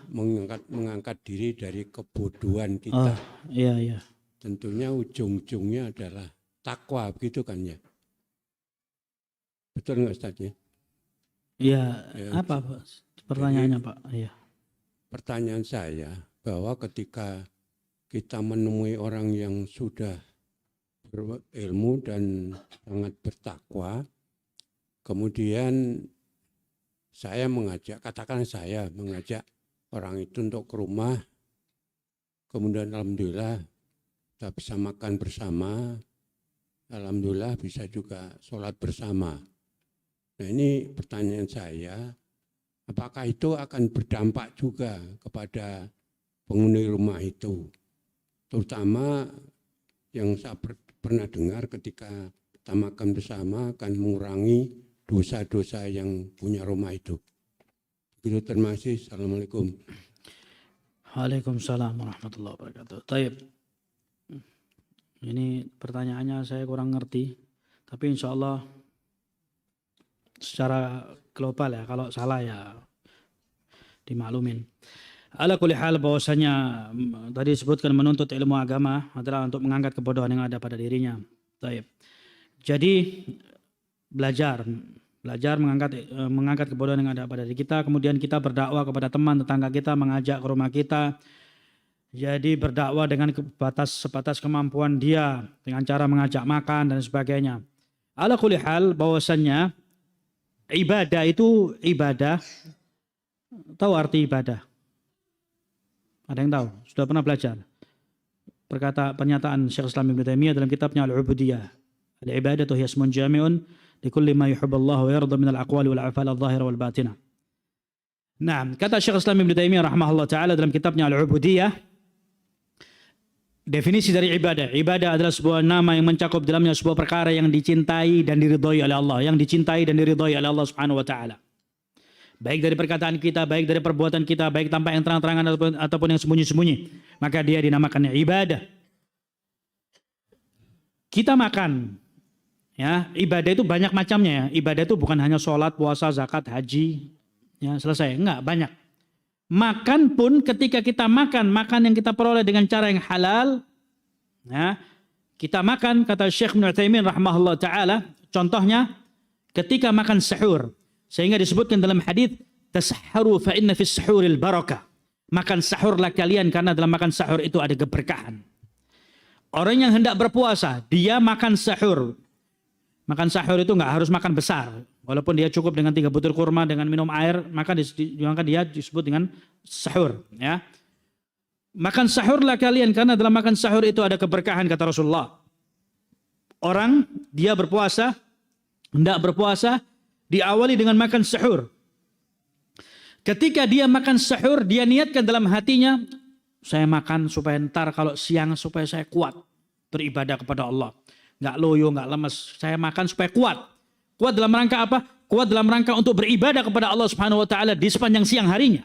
Maka ketika dia makan, makanannya dinilai ibadah oleh Allah Subhanahu wa taala.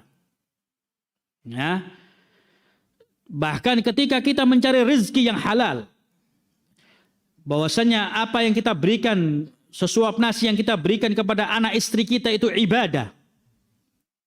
Dinilai ibadah oleh Allah Subhanahu wa taala. Ya. Jadi ibadah itu banyak. Segala sesuatu yang dicintai diridhoi oleh Allah, ya.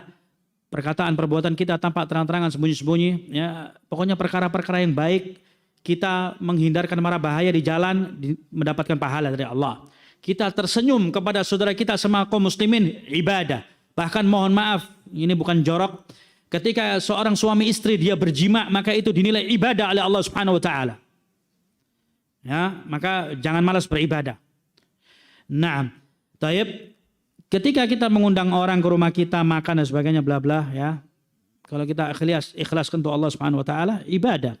Dan dahulu Ibnu Umar, Abdullah Ibnu Umar rahimahullah taala, ketika di bulan Ramadan, dia tidak akan berbuka puasa sampai dia berbuka puasa dengan kaum fuqara wal masakin. Ya. Memang kebiasaan orang dulu itu pintu rumahnya selalu dibuka, selalu mencari orang miskin, mencari orang musafir, dimasukkan rumahnya. Ayo makan Pak, makan. Itu orang dulu. Kana rahimahumullah. Sudah mati semua orang yang baik sekarang ini. Ya.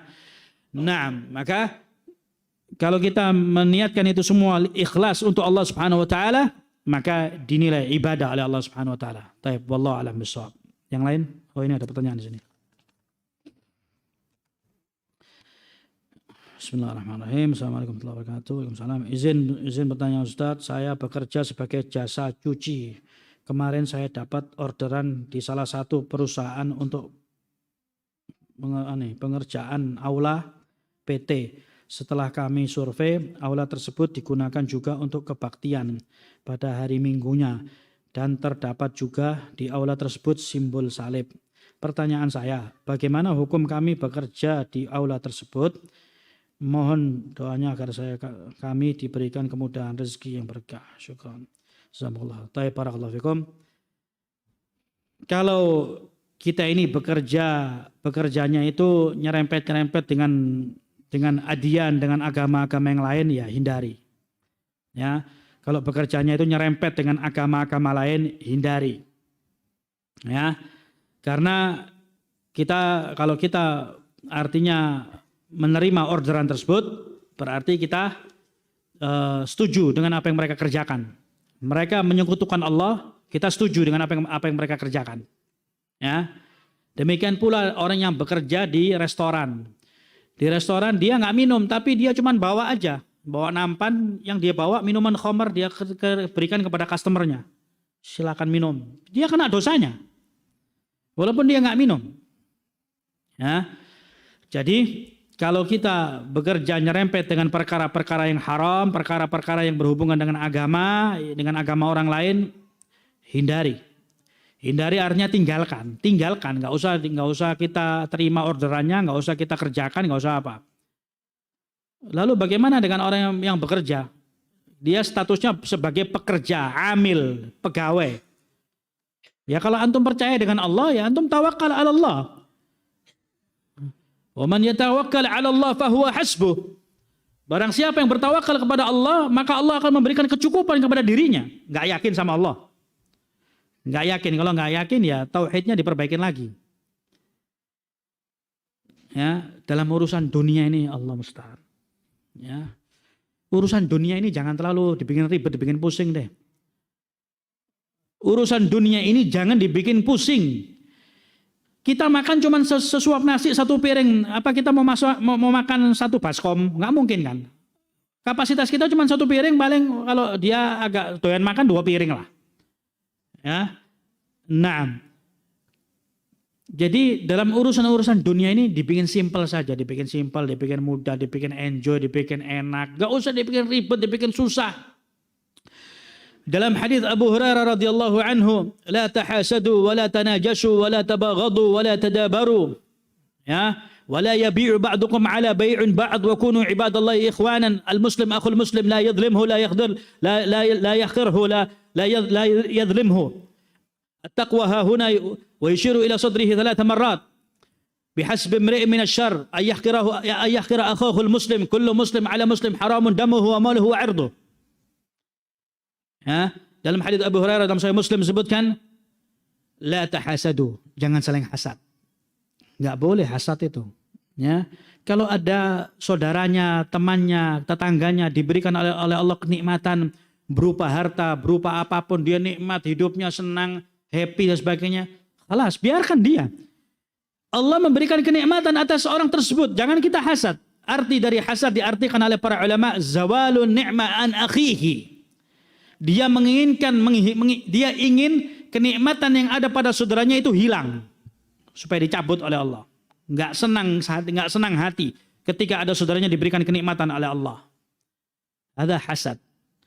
Kalau ada temannya berbisnis sukses, bisnis apapun, mau bisnis online, mau bisnis offline, mau bisnis PT, perusahaan, dan sebagainya. Kalau ada temannya sukses, antum kasih pujian kepada dia. Barakallahu laka wa barakallahu laka. Salah, itu doa nikah. Ya, Allah barik fik. Ya, barakallahu fi ahlik wa malik. Semoga Allah memberikan keberkahan kepada keluargamu dan kepada hartamu. Doakan seperti itu. Ya, ada temannya bisnis online, trafficnya bagus, dia omsetnya bagus, iri. Dalam urusan kecil, karena dia di take down oleh perusahaan marketplace, jadi ribut dan sebagainya, ribut. Kita ngelihat, ya Allah, ini urusan dunia yang kita khawatirkan apa? Yang kita khawatirkan apa? dalam ayat Al-Quran, wala ta'kulu amwalakum bainakum bil batil, jangan kalian itu saling memakan harta dengan cara yang batil. Dan Allah dalam hadits qudsi mengatakan, ya ibadi inni haramtu dzulma ala nafsi wa ja'altuhu bainakum muharrama fala tadzalamu. Wahai hambaku, aku telah mengharamkan perbuatan zalim atas diriku dan aku mengharamkan perbuatan zalim atas kalian, jangan kalian saling menzalimi antara satu dengan yang lainnya. Ya, jangan, enggak usah iri, dengki sama temannya bisnisnya bagus, lancar, omsetnya bagus. Ya khalas, kalau antum omsetnya lagi turun, ya sabar. Ya. Wala yabi'u ba'dukum ala bai'un ba'd. Ya, kita singkat hadisnya. Jangan kamu menjual dengan penjualan di atas penjualan saudaramu. Karena kalau kita menjual di atas penjualan saudara kita, contohnya ada orang punya dagangan, dia sudah punya customer bagus. Ya. Dan ini biasanya di marketplace, ini kebanyakan online. Jual berapa? Oh, dikasih bahwasanya dari perusahaan harus jual dengan harga katakan 100.000. Kemudian dia ngakalin dengan cara curang, bahwasanya ada peraturan dari marketplace, ada peraturan dari yang pemilik barang bahwasanya tidak boleh jual barang di bawah harga tersebut. Tapi dia akali. Memang betul dia jual barang senilai 100.000. Tapi dikasih bonus, dikawinkan sama dia. Barang siapa yang membeli madu dengan harga 100.000, saya kasih habatus sauda senilai 50.000 dikawinkan. Ini curang, culas. Ya. Ketika dilaporkan oleh temannya, di take down oleh perusahaan marketplace, sakit hati. Nah, dan ini ahlu sunnah. Saya berbicara ahlu sunnah, bukan orang lain. Nah, jadi jangan kita ini saling mendolimi, jangan kita ini iri, dengki, membelakangi, tidak mau tegur sapa. Ya. Nah, cukup orang itu disebut sebagai seorang yang jelek ketika orang tersebut menjelekkan barang dagangan orang lain. Al-muslim akhul muslim. Antara muslim yang satu dengan yang lainnya itu haram. Darahnya untuk ditumpahkan, haram hartanya untuk dirampas atau dimakan, haram harkat dan martabatnya untuk direndahkan. Ya, maka jangan kita ini merendahkan saudara kita, merendahkan orang lain. Ya. Naam, wallahul musta'an. Pertanyaan berikutnya.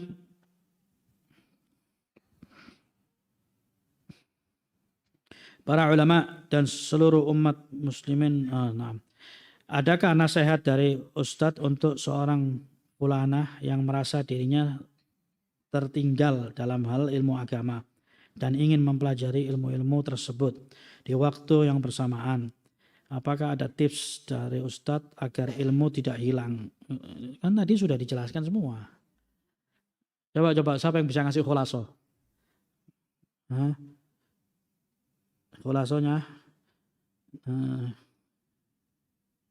dalam mengejar ilmu agama atau mempelajari ilmu agama. Jadi ala kulli hal tadi sudah disebutkan panjang kali lebar. Ya. Di dalam menuntut ilmu agama itu tidak ada istilah telat. Terlambat. Saya sudah tua. Saya sudah tua. Saya sudah pensiun. Nggak ada. Di dalam menuntut ilmu agama tidak ada istilah terlambat. Terlambat itu kalau sudah nyawa dicabut oleh Allah itu terlambat. Tapi kalau selama nyawa masih ada nyawa di kandung badan, ya bahasa Indonesia begitu ya. Kalau nyawa ini masih di badan kita, nggak ada istilah terlambat. Ilmu agama ini tidak berjenjang. Kalau ilmu dunia kan berjenjang dari TK, TKB, TK, SD, SMP, SMA, kuliah, S1, S2, S3. Selesai, finish. Selesai. Dan kalau ilmu dunia itu ilmunya ilmu terbatas. Karena ilmu dunia itu ilmu yang dihasilkan oleh manusia. Kalau dia seorang ahli IT atau ahli ilmu informatika yang dia hidup di era 90-an, ilmunya tidak diupdate di tahun 2000, ketinggalan zaman. Ilmunya nggak kepake, kadaluarsa. Ya, nggak kepake ilmunya. Orang yang dia ahli di dunia digital online, digital marketing online, ya, yang dia terbiasa dengan marketplace atau dunia online dengan Facebook Ads atau Google Ads, ya, ads yang lainnya, ketika dia tidak mengikuti algoritma yang dikeluarkan, yang diupdate oleh perusahaan-perusahaan tersebut, maka ilmunya tertinggal. Ketinggalan ilmunya. Nah, teknologi dunia ini terus berubah. Algoritmanya terus berubah. Kalau tidak diikuti, maka kita akan ketinggalan ilmunya. Tapi kalau ilmu agama, karena ilmu agama ini ilmunya Allah Subhanahu wa taala. Ilmu agama ini ilmunya Allah Subhanahu wa taala, wahyu dari Allah, ya, dari Allah Subhanahu wa taala, sehingga ilmunya nggak perlu diupdate. ilmunya nggak bisa kadaluarsa dan ilmunya nggak perlu diupdate.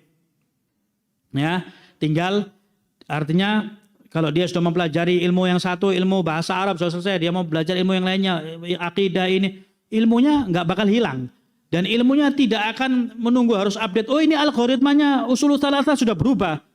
Ya, tahun 1900 awal dengan tahun 2003 udah berubah. Enggak, sama. Apa yang ditulis oleh Syekh Islam Muhammad bin Abdul Wahab ketika dia menulis sampai hari ini sama ilmunya. Enggak perlu kita update, kita ngarang-ngarang sendiri, enggak.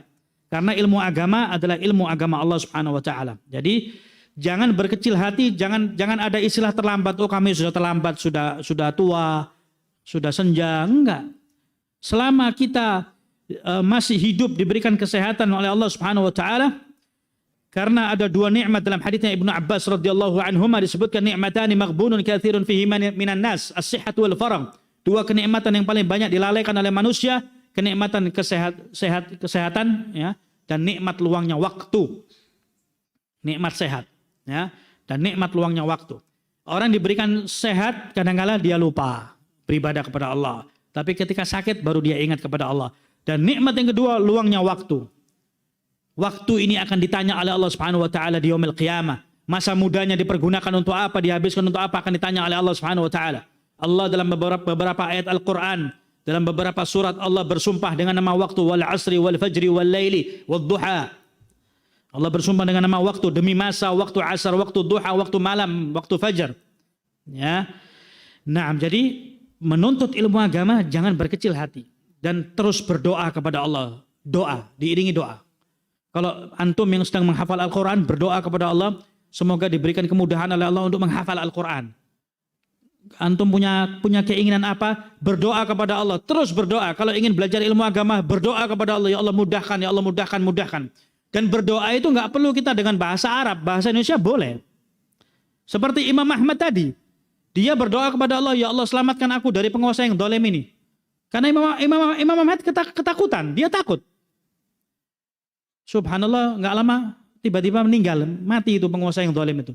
Ya, jadi hebatnya doa ini, doa itu kita dalam aktivitas apa saja biasakan berdoa kepada Allah.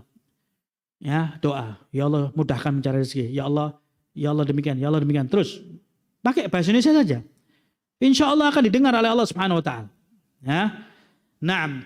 Lebih-lebih orang-orang yang dia menuntut ilmu agama, doa sama Allah. Ya Allah mudahkan untuk memahami ilmu agama, untuk memahami Al-Quran, memahami sunnah Rasulullah. Berdoa. Maka biiznillah ya, Allah Subhanahu wa taala akan mempermudah jalannya untuk meniti menempuh ilmu agama. Karena ilmu agama ini adalah tiket untuk menuju surga. Man salaka tariqan yaltamisu fihi ilman sahhalallahu lahu bihi tariqan ilal jannah. Barang siapa yang menempuh meniti jalan yang di dalamnya terdapat ilmu agama, maka Allah akan mempermudah jalannya untuk menuju surga. Dipermudah oleh Allah, tiketnya dipermudah oleh Allah. Dengan cara apa? Dengan cara kita menempuh meniti jalan yang di dalamnya terdapat ilmu agama. Maka akan dipermudah oleh Allah jalannya menuju surga. Na'am, wallahu a'lam bishawab. Nah, Ustaz izin membacakan pertanyaan. Masih ada satu lagi nih. Oh, iya. Boleh. Apa ya? Ana punya teman yang Ana punya teman yang alhasil apa ini indigo. Kalau bicara selalu tentang hal-hal yang gaib yang kita sendiri tidak paham. Bagaimana Ustadz, apakah teman seperti ini harus ditinggalkan? Ya tinggalkan, orang ngomong nggak paham mau diapain? Ngomong nggak jelas nggak paham, ya tinggalkan. Ya, tinggalkan sesuatu yang tidak berguna kata Rasulullah SAW. Berguna nggak temannya? Oh nggak berguna, tinggalkan, selesai urusan. Ya, clear. Total. Nah, ada dua pertanyaan Ustadz. Yang pertama, benarkah hanya mengikuti satu mazhab saja itu merupakan bid'ah? Baik. Nah, sekarang antum madhabnya apa? Yang di sini? Syafi'i, Maliki, Hambali, Hanabila apa ikut jumhur? Atau Zahiriyah? Ahlus sunnah wal jamaah itu bukan madhab. Ya, Ahlus sunnah wal jamaah ini bukan madhab ya. Ahlus sunnah ini ya dia mengikuti apa yang bersumber dari Al-Quran dan sunnah Rasulullah berdasarkan pemahaman para salaf dari para sahabat dan a'immatus salaf. Ya. Imam Malik, Imam Syafi'i, ya, Imam Ahmad dan yang lainnya mengatakan, Imam Syafi'i mengatakan, kalau seandainya ucapanku menyelisihi sahibu hadal qabr, yaitu Rasulullah SAW ketika di Madinah, kalau ucapanku menyelisihi ucapan penghuni kubur ini, fa'alam anna aqli qad dhahab, ketahuilah bahwasanya akalku telah pergi, artinya gila. Ya. Semua a'immatul madhab ini mereka juga nggak ingin untuk dijadikan patokan panutan. Ya. Ahlus sunnah wal jamaah, jadi antum kalau antum mudah-mudahan dipermudah oleh Allah untuk mempelajari ilmu agama ya. Kalau antum belajar fikih, belajar ilmu fikih, ahlus sunnah itu kalau belajar ilmu fikih tidak bisa dia berpatokan dengan satu madhab. Nggak bisa. Jadi kalau kalau belajar ilmu fikih, ya, masalah usul fikih atau fikih ya, permasalahan fiqhiyah, itu kita nggak bisa berpatokan ya, ya'tamid ala kita beriktimad dengan berpendapat atau berpegang teguh dengan satu pendapat saja, nggak bisa. Yang paling mudah mungkin masyarakat Indonesia mereka mengaku sebagai pengikut kelompok dari Syafi'iyah. Ketahuilah bahwasanya Imam Syafi'i itu memiliki dua pendapat. Qaulul qadim wa qaulul jadid. Pendapat lama, pendapat yang update terbaru. Nah, antum orang Indonesia ikut yang mana? Yang lama atau yang baru? Bingung. Ini aja mereka nggak tahu. Ya. Nah, adapun ahlus sunnah wal jamaah para thalabatul ilm, ya usahakan thalabatul ilm ini usahakan orang yang kritis, jangan orang yang membebek ikut-ikutan. Itu bukan ahlus sunnah. Ahlus sunnah itu di mana saja mereka kritis. Kalau antum mendengar sebuah perkataan, sebuah hadis, sebuah pendapat, tanyakan sambulan dari jalukum, siapa rijal kalian dalam pendapat ini? Ada dalilnya nggak perkara ini? Ya, nah, ahlus sunnah wal jamaah para thalabatul ilm. Ya dahulu kita belajarnya juga demikian. Kita belajar kitab Umdatul Ahkam. Ya, dari hadis kitab Umdatul Ahkam disebutkan beberapa perkara-perkara tentang masalah-masalah salat atau perkara fikih yang lainnya, akan dinukilkan seluruh pendapat dari beberapa madhab. Ucapan dari kelompok Malikiyah, dari kelompok Hanabilah, Hanafiyah, kelompok dari Syafi'iyah dan Syafi'iyah itu ada dua pendapat. Ada pendapatnya Imam Syafi'i yang lama, ada pendapatnya Imam Syafi'i yang baru. Ya. Kemudian ada kelompok Dhahiriyah. Kelompok Dhahiriyah ini juga diambil pendapatnya. Kadangkala mereka benar. Ya. Dhahiriyah itu kelompok yang dia cuma mengedepankan dhahir hadis atau dhahir ayat ataupun hadis. Dia cuma ngambil secara dhahirnya saja. Oh, ayatnya demikian, hadisnya demikian, sudah itu aja, selesai. Itu kelompok Dhahiriyah. Dan kelompok Dhahiriyah ini pendapatnya tidak mutlak melulu salah. Kadangkala dia benar. Ya. Naam, maka setelah kita melihat pendapat dari kelompok Malikiyah, kelompok Hanabilah, Syafi'iyah, ya, Hanafiyah, Dhahiriyah, akhirnya mengerucut, dikreat lagi mengerucut, maka akan keluar, dan di sana biasanya juga ada pendapat dari jumhurul ulama. Pendapat sebagian besar para ulama seperti apa. Jadi di situ kita harus teliti dan kita harus kritis. Ya. Contohnya dalam perkara sholat dalam kita sekarang ini, zaman kita ya. Di zaman kita sekarang ini kita insya Allah berpegang teguh dengan ulama-ulama ahlus sunnah yang kita cukup kenal masyhur, di antaranya Syekh bin Baz, Syekh Al-Albani, Syekh Ibn Utsaimin, Syekh Muqbil rahimahumullah ta'ala. Ya, karena mereka ini yu'tabar minal mujaddidin. Mereka ini termasuk dari para mujaddid pada zamannya. Ya. Nah, dalam perkara sholat saja, di antara ahlus sunnah ini berbeda pendapat masalah sholat. Jadi antum bisa lihat ya, perbedaan pendapat ahlus sunnah itu perbedaan ilmiah dan tidak menjadikan mereka bermusuh-musuhan.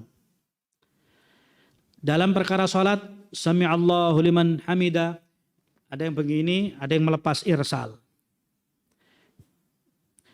Naam, Syekh bin Baz rahimahullah ta'ala mengatakan sunnah.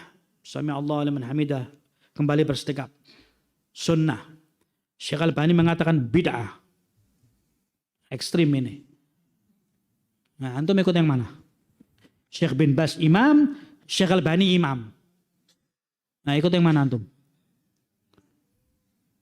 Ayo jujur saja. Apa antum ikut dua-duanya, kadang begini, kadang begini? Nggak boleh. Kita tidak boleh. Oh, saya mau ikut dua-duanya deh. Kadang saya begini aja, biar aman. Nggak bisa. Harus satu. Nah. Syekh bin Baz imam, Syekh Albani imam. Ya. Di sini ya, kita harus kritis. Lihat pendapatnya Syekh bin Baz, pendalilannya seperti apa. Dalilnya Syekh bin Baz apa, saya coba lihat. Baca pendapatnya Syekh bin Baz. Sudah lihat pendapatnya Syekh Albani. Kenapa Syekh Albani mengatakan bid'ah? Coba lihat dalilnya apa. Ya, kemudian lihat mana yang menjadikan kita itmi'nanul qalb, hati kita menjadi tenang, mana? Wah, anak kayaknya ngikut pendapatnya Syekh bin Baz deh. Oh, fadhol, silahkan, nggak apa-apa. Ya, nggak apa-apa. Oh, anak mau ikut pendapatnya Syekh Albani, nggak apa-apa. Tapi kalau ikut dua-duanya nggak baik. Harus salah satu dipilih. Ya, harus salah satu dipilih. Nah, kemudian di at-tahiyat ada yang begini, ada yang begini. Ada yang menggerakkan at-tasyahud, ya. Ada yang menggerakkan at-tahiyatnya, ada yang begini lurus. Syekh Albani mengatakan haditsnya hasan. Derajatnya hasan. Hadits ini diriwayatkan oleh Ibnu Qudamah. Hadits ini diriwayatkan oleh Al-Imam Ibnu Qudamah. Sehingga di antara salah seorang muridnya Syekh Muqbil rahimahullah taala, Syekh Muqbil juga seorang ahlul hadis ya di zaman kita. Yang bernama Syekh Ahmad bin Sa'id, dia meneliti bi jam'i turuq. Dia kumpulkan beberapa jalan yang menuju kepada hadis tersebut. Dia kumpulkan jam'u turuq dari berbagai macam arah, berbagai macam jalan dia kumpulkan, dia teliti hadisnya. Ternyata ada sekitar 17 atau 18 orang rawi huffaz yang semua meriwayatkan bahwasanya Rasulullah ketika at-tahiyat lurus, tidak menggerakkan jari tangannya. Dan ini hadisnya kedudukannya syadzah. Kalau hadis syadz itu bagian dari hadis dhaif. Syadzah biha Ibnu Qudamah. Ya, anak di sini tidak mengilzam antum dan antuna semua.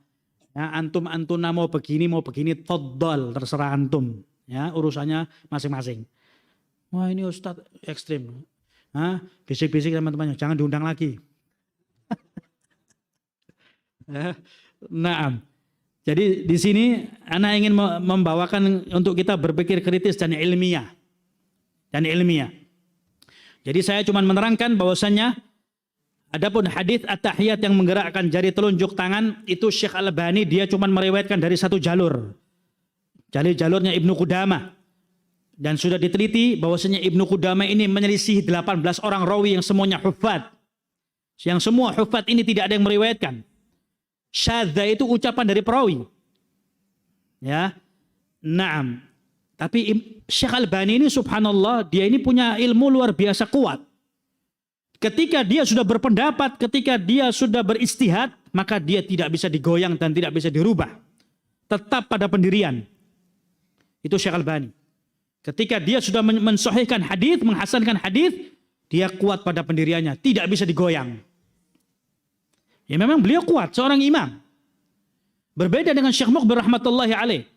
Syekh Muqbil rahimahullah ta'ala, beliau dari beberapa periwayatan ataupun sahihan hadis ataupun dhaifan hadis, kadang-kala beliau rujuk. Setelah diberitahu oleh murid-muridnya, ya Syekh, ternyata riwayat ini demikian Syekh. Maka Syekh akan rujuk dari pendapatnya. Tapi kalau Syekh Albani dia kuat, nggak mau dia dipengaruhi oleh orang lain. Nah, sehingga Syekh Ahmad bin Sa'id hafizahullah taala dia berusaha menulis lagi membantah Syekh Albani rahimahullah. Tapi bantahan ilmiah ya. Ini bukan bantahan kurang ajar, bantahan ilmiah. Dia terus meneliti dan dia nggak puas, dia ingin Syekh Albani rujuk.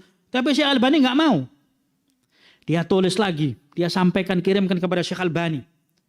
Sehingga Syekh Albani, kalau antum baca kitab Tamamul Minnah karya Syekh Albani dia memuji seorang pemuda Yaman, yaitu Syekh Ahmad bin Sa'id dari Yaman. Ya, Syekh Albani tetap pada pendiriannya. Nggak apa-apa. Antum mau ikut Syekh Albani, faddal, boleh. Mau ikut Syekh bin Bas, faddal. Mau Syekh bin Utsaimin, faddal. Mau Syekh Muqbil, faddal. Karena mereka semua imam dan mereka ulama. Mereka berijtihad. Ketika mereka benar mendapatkan 2 pahala, ketika salah mereka mendapatkan 1 pahala. Itu saja. Finish. Ya. Ketika Syekh Ahmad bin Sa'id dia mencoba membantah, kata Syekh Muqbil rahimahullah ta'ala, cukup. Cukup, jangan kamu bantah Syekh Albani. Syekh Albani seorang imam. Ya, jangan dibantah. Karena kalau kita bantah Syekh Albani, maka dikhawatirkan entar orang lain atau kelompok lain akan menjatuhkan derajatnya Syekh Albani. Maka kata Syekh Muqbil, cukup. Ya, jangan dibantah lagi. Syekh Albani seorang imam. Nah, jadi mereka Syekh bin Baz, Syekh Albani, Syekh bin Utsaimin, Syekh Muqbil itu mereka saling menghargai dan saling menjaga. Walaupun mereka berbeda pendapat dalam beberapa furu', masalah-masalah fiqhiyah, tidak dalam perkara usul, ya, mereka khilafnya bukan usul, tapi perkara-perkara furu' dan perkara-perkara fiqhiyah, tidak menjadikan mereka khilaf. Ya, justru mereka saling menopang, saling mensupport antara satu dengan yang lainnya. Ini yang kita harapkan dari Ahlus Sunnah wal Jamaah. Ya. Jadi kalau ada yang sholatnya begini atau begini, jangan dicela. Jangan dicela, biarkan. Ntar ada yang sholatnya begini, antum ngaji di mana? Karena ngajinya di Depok, Ustaz. Dicela. Enggak, biarin saja. Karena dia punya imam, dia punya pendapat, ya sudah. Ahlus Sunnah itu jangan saling mencela. Kalau selama dia berpegang, contohnya antum bingung dalam menentukan sikap, nggak ngerti saya harus ikut yang mana ya, pendapatnya Syekh Albani, Syekh bin Utsaimin atau Syekh bin Baz atau yang lainnya, saya ikut yang mana ya? Kita bingung, nggak tahu ilmunya. Ana mau ikut Syekh bin Baz aja deh, nggak apa-apa, boleh. Karena dengan kedangkalan ilmu kita mau ikut imam atau syekh ini saja, nggak apa-apa, boleh. Tapi diusahakan kalau kita sudah mencapai derajat seorang talibul ilm, usahakan yang kritis. Yang kritis. Karena kita pun nggak pernah diajari oleh guru-guru kita harus ikut dengan pendapat kita. Nggak ada. Kata Syekh Muqbil rahmatullahi alaih, jangan la ta'khudhu biqauli, jangan kalian ambil pendapatku, kata Syekh Muqbil rahimahullah. Ibhathu fil maktabah. Carilah di perpustakaan, disuruh cari sendiri di perpustakaan. Jadi Ahlus Sunnah itu jangan pernah mengilzam kepada orang lain harus ikut pendapat saya, kalau enggak kamu saya keluarkan dari daerah itu Ahlus Sunnah. Enggak. Ya. Ahlus Sunnah itu yang wasatiyah, enggak la ifrat wala tafrid. Enggak berghulu, tidak berlebihan, tidak bermudah-mudahan. Itu Ahlus Sunnah wal Jamaah. Wasatiyah, ya, tengah-tengah. Taib ikhwani fid din azani Allah wa iyyakum. Ada lagi? Cukup. Taib ikhwani fid din azani Allah wa iyyakum. Ini ya yang dapat Anda sampaikan, kurang lebihnya mohon maaf. Jika ada benarnya datangnya dari Allah Subhanahu wa taala, jika ada salahnya Allah dan Rasulnya berlepas diri, kesalahan tersebut dari saya pribadi dan dari syaitan, dan saya bertobat kepada Allah Subhanahu wa taala. Naktafi ila qadar ila huna wa sallallahu ala nabiyina Muhammadin wa alihi wasallam. Kita akhiri dengan doa kafaratul majlis. Subhanakallahumma wa bihamdika asyhadu an la ilaha illa anta astaghfiruka wa atubu ilaik. Alhamdulillah rabbil alamin. Wassalamu alaikum warahmatullahi wabarakatuh.